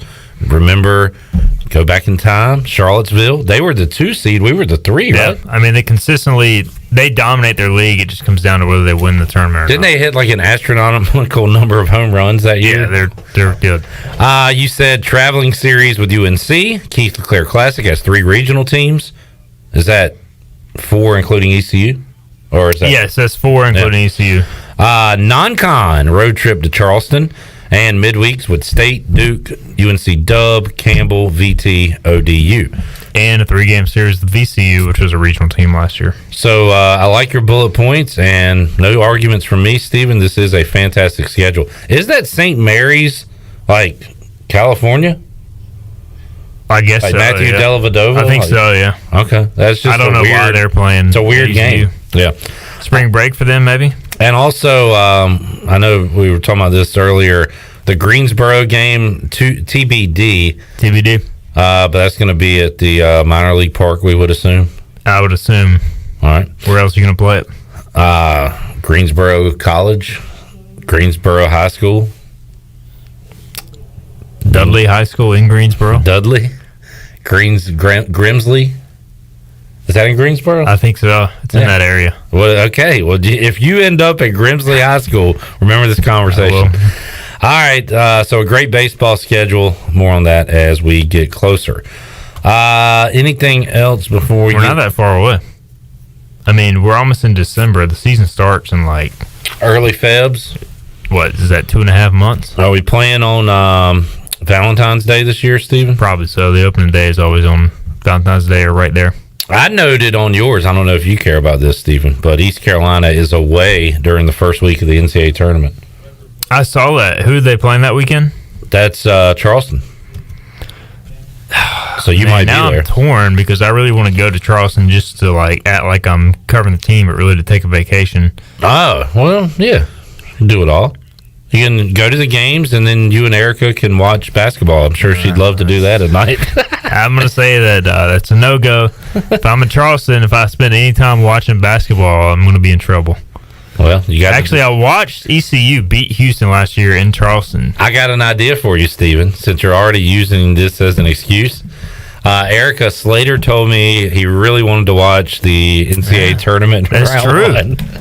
That's true. Can you use your baby against your wife? You could do it against us. 100%. All right. Well, good luck to you. It would help me if he was actually legitimately talking. I could definitely use him then. Just going to take some persuasion. All right. You want to do picks? Let's do it. Actually, we need to take... Can we take one more break, come back and do picks? I mean, this is your show. Are you going to be here? Where else would I go? Why are you so combative? I'm just asking questions. Grimsley High School. I don't know. You could go pick up food. What are you eating tonight? I've already cooked. I actually cooked. I haven't eaten it yet, but What'd you cook? I cooked ground chicken, spiced tacos. No, it's like an Asian style. Rice. Yeah, with rice. Noodles. Well, you put the ground chicken over the rice, and it's got like spices on it. Like chili garlic sauce and. Interesting. All right, take us to break, Shirley. Vinegar rice vinegar, whatever it's called. We'll take a time out, come back. We'll make some picks when we return on Pirate Radio Live here on a Tuesday. Back with you after this.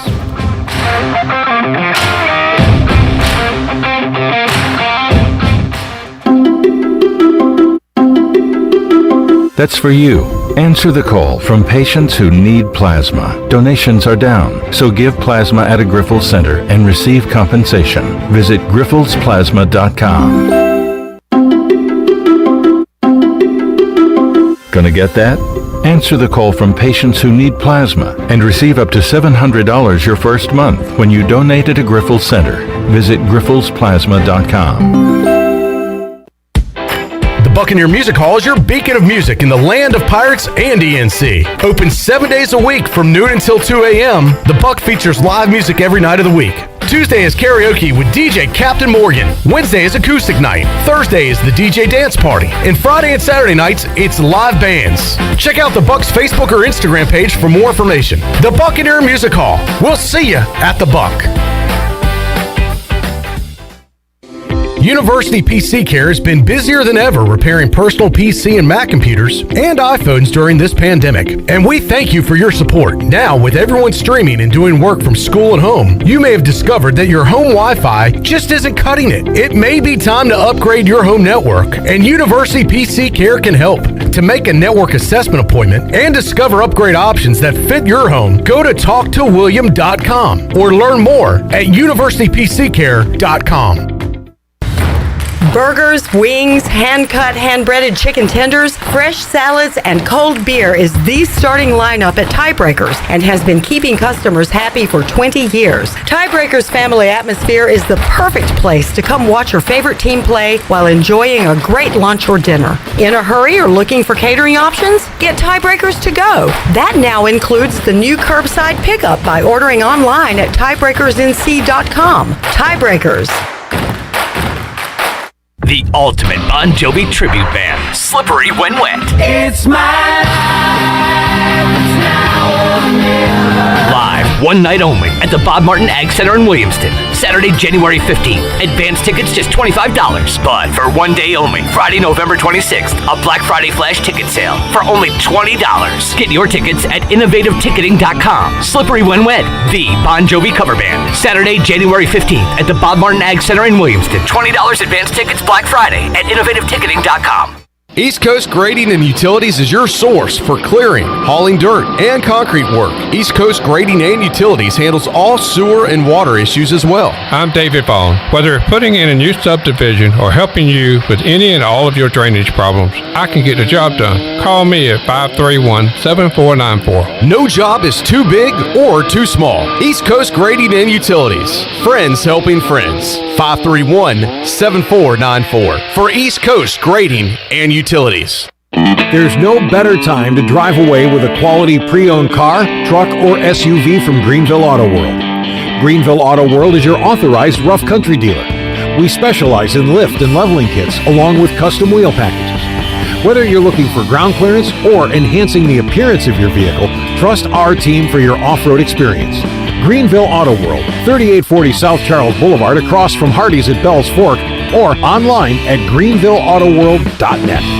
Hey, this is John Grillo, the Bagel Man. You know I love bagels. I don't settle for frozen bagels. That's why we make our bagels right here in Greenville from scratch every day. If you're coming into Bagel Man, you'll notice that there's some renovation going on. Our menu is bigger and better than ever. Our sandwiches, heroes, subs, salads, wraps, bagel dogs, fresh baked pastries, and our new coffee bar. Soon we're going to be opening for dinner. Don't forget Bagel Man for all your catering needs on Fire Tower Road in Greenville. Hey everybody, this is David Glenn, and you're listening to my favorite station in Eastern North Carolina, Pirate Radio, the voice of the Pirate Nation.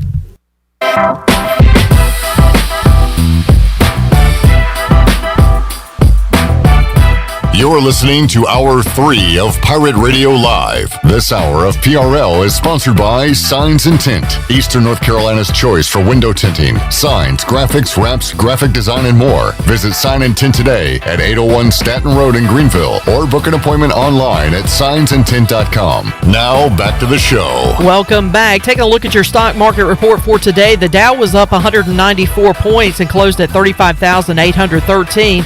The NASDAQ, however, fell 79 and closed at 15,775. S&P was up only 7 at 4,690.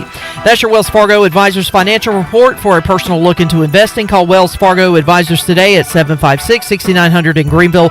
Wells Fargo Advisors LLC, member SIPC. Now let's head back into PRL. Here's Clip. All right, quick look at your Buccaneer Music Hall scoreboard.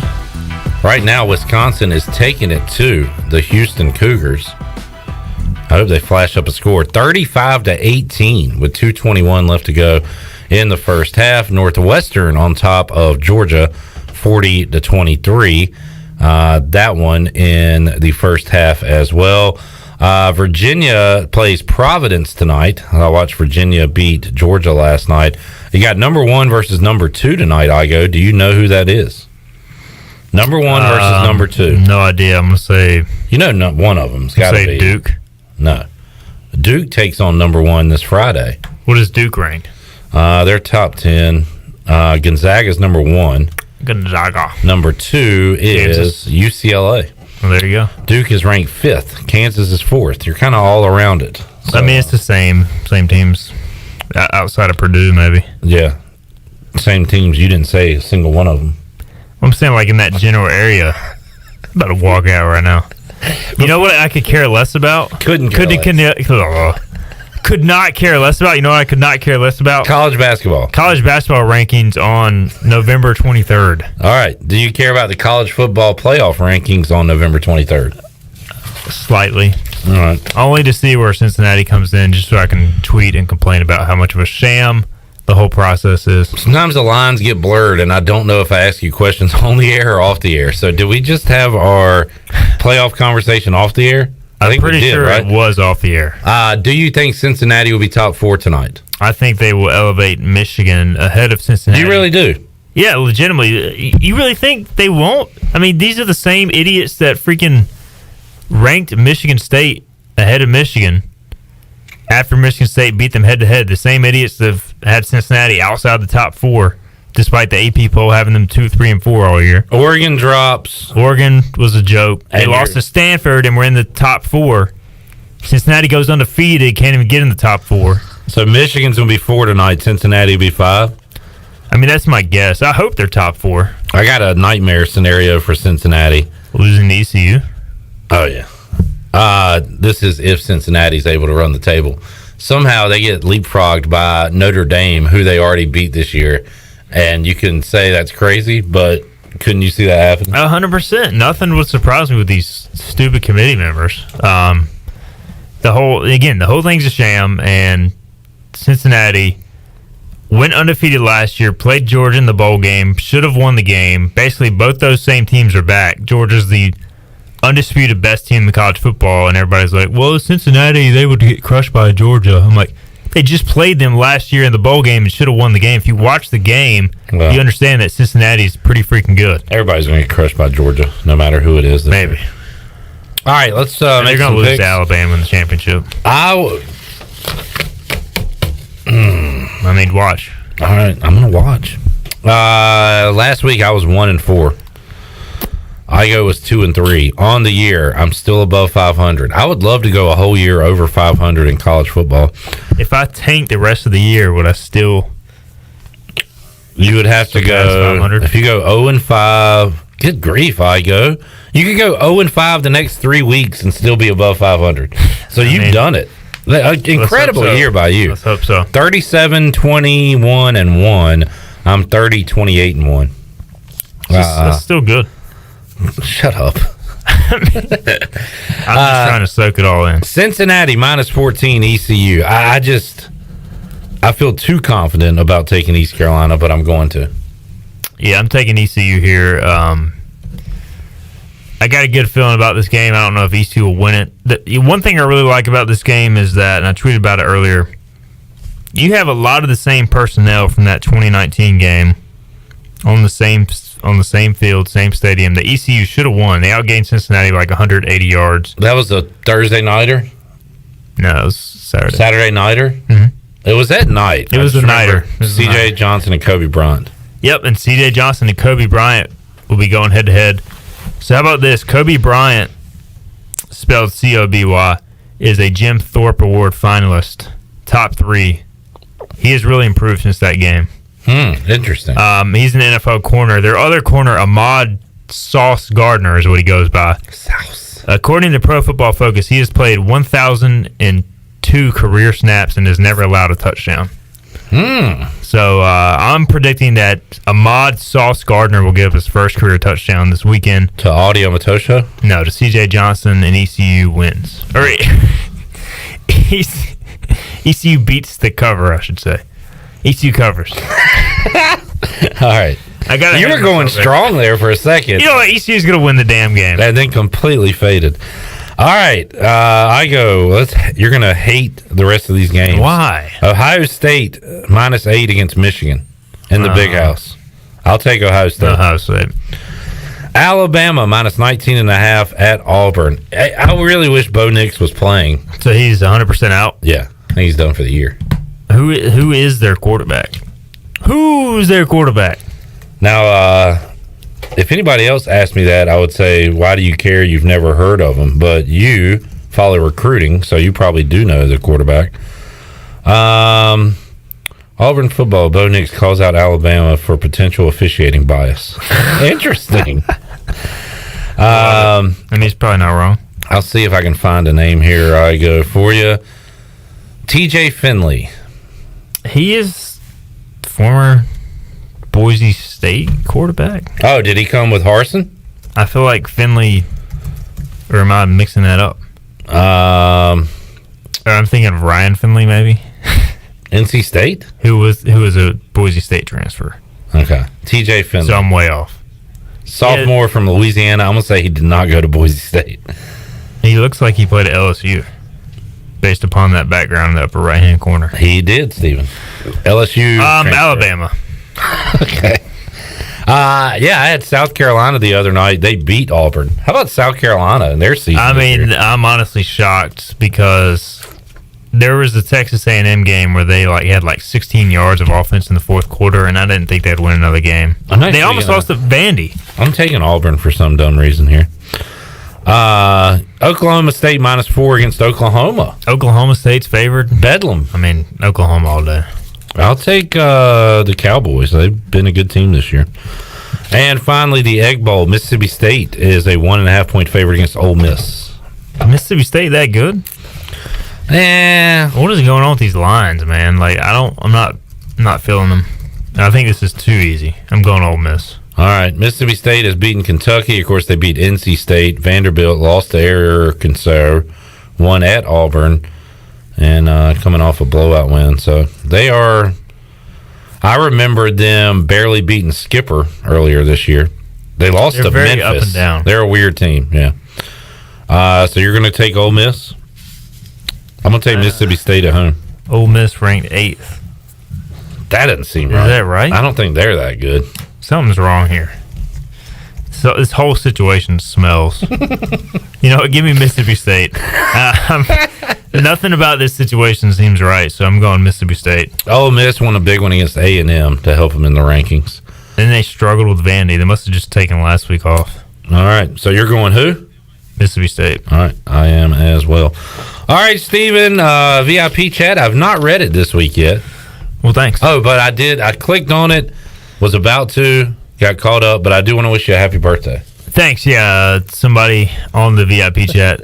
Clearly, you read enough of it. I know. I saw that part. Some guy said, "How's your birthday going?" I said, "Well, my birthday is March 29th."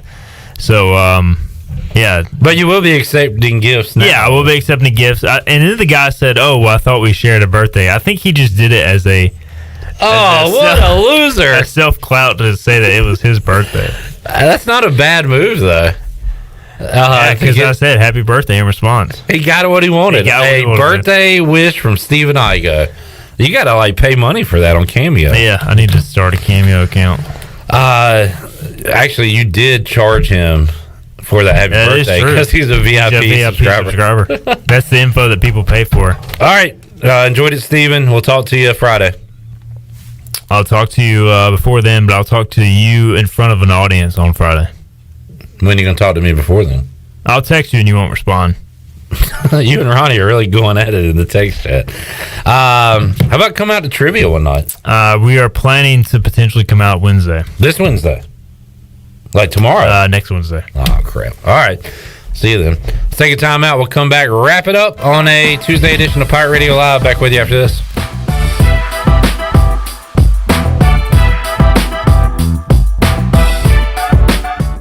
If you live in Eastern North Carolina, chances are you've heard of Riley's Army. Riley's Army started in 2008 and has provided emergency support to over 300 families who have a child with cancer. Join us on Sunday, December 12th at 2 p.m. at the Winterville Parks and Rec campus for the Santa Dash, benefiting kids with cancer and their families right here in our community. Bring a new, unwrapped gift for a Riley's Army family and help us give our families the Christmas they deserve. Register at runtheeast.com or call us at 252-481-4471. We can't do it alone. We need an Army.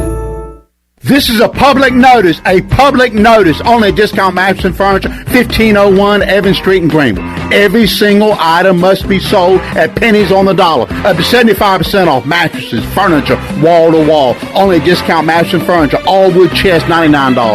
Computer desk, $99. Nightstands, $49. Dinette sets, table and 4 chairs, $199. Chairs, end tables, coffee tables, $20. Hurry, when it's gone, it's gone. Winning is not everything, it's the only thing. Hey, Troy D here for my friends at Villa Verde. If you know me, you know I love being outside, but finding a good place to eat outside can sometimes be tough. Well, our pals at Villa Verde have fixed that. Not only does Villa Verde have awesome, unique, one-of-a-kind dishes here in Greenville, they also have a brand new outside dining area. And this outside area is sweet. It's covered, you're in the shade, and cooling fans are on. Enjoy the comfort and relaxation of dining outside with our friends at Villa Verde. Villa Verde on 10th Street, a platform for good. The busiest travel days of the year will soon be here. What better way to arrive at Grandma's house, or any house, than in a beautiful new vehicle? Phelps Chevrolet in Greenville. The new models are a feast for the eyes, and as comfortable as mashed potatoes and apple pie. And comfortable is the way you feel each and every time you visit our dealership. Come in and get you one. Phelps Chevrolet in Greenville. Come in and see our holiday savings. You'll drive home satisfied. At Jimmy John's, we don't make sandwiches. We make the sandwich of sandwiches. We use fresh veggies because we don't hate salads. We just feel bad for them. We make our sandwiches exactly how you want because you're the one who's eating it. And we bake bread all day, every day because stale bread isn't bread. It's croutons.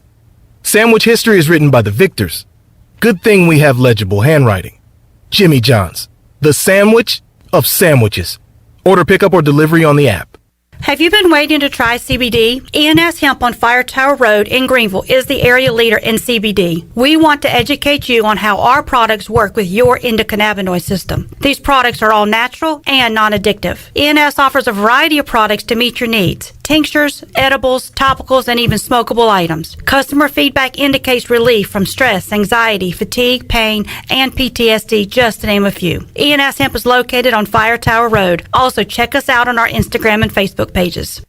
At Union Bank, we understand you live life on the go. That's why our banking options are designed to serve you, wherever you are. If you want to meet us in person at one of our local branches, complete banking tasks on the go from the mobile app, or bank from your office with convenient remote deposit and cash management services, we're everywhere you need us to be. Whether you're simply managing a busy schedule or an entire business, we're right there with you with personalized service and helpful tools. Call or visit us online at unionbanknc.com. Union Bank is a member FDIC and an equal housing lender.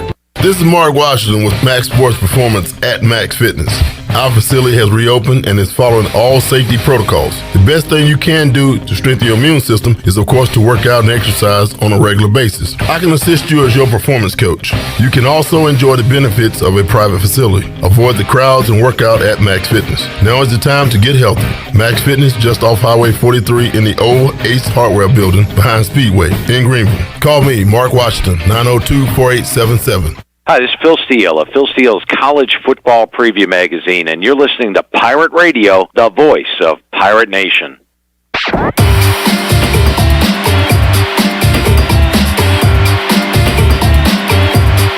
You're listening to Hour 3 of Pirate Radio Live. This hour of PRL is sponsored by Signs and Tint, Eastern North Carolina's choice for window tinting, signs, graphics, wraps, graphic design, and more. Visit Sign and Tint today at 801 Staten Road in Greenville, or book an appointment online at signsandtint.com. Now, back to the show. Welcome back. Taking a quick look at your Buccaneer scoreboard. Number 12, Houston trailing Wisconsin 40-20 at halftime in the Maui Invitational.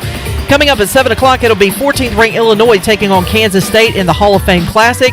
And Game 2 of the Hall of Fame Classic will feature number 13 Arkansas and Cincinnati. That's going to tip off at around 9:30. And then, of course, the big top 25 matchup, number 1 Gonzaga, number 2 UCLA in the Empire Classic. That is coming up tonight at 10 o'clock. And that is a look at your Buck scoreboard, brought to you by the Buccaneer Music Hall. It's your beacon of music in the land of the Pirates in Eastern North Carolina. They're open from noon until 2 a.m. with live music every night. And during football season, they have food trucks during the day. Follow the Buck on Facebook and Instagram for an updated schedule. We'll see you at the Buck. Back to you, Clip. All right, fun show today. Thanks to Harold Varner III, Seymour, Stephen Igoe, Billy Weaver, Tony Dunn. Had a lot of guests in today. We got a ton of guests tomorrow, too, including a phoner with Bryce Williams. We'll talk to Eric Ward from ECU Marketing about the game on Friday. Troy D will be here in hour 3. Wager McGee will be here, planning on catching up with Jeff Nadeau, Jeff Charles, and Will Bland. Good grief. We'll try to fit them all in on a busy Wednesday edition of Pirate Radio Live. We'll be with you 3 o'clock Wednesday, and we will talk to you then. For Shirley Rhodes, Chandler Honeycutt, and Clip Brock. So long, everybody.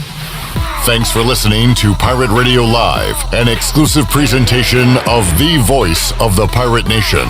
This is Pirate Radio.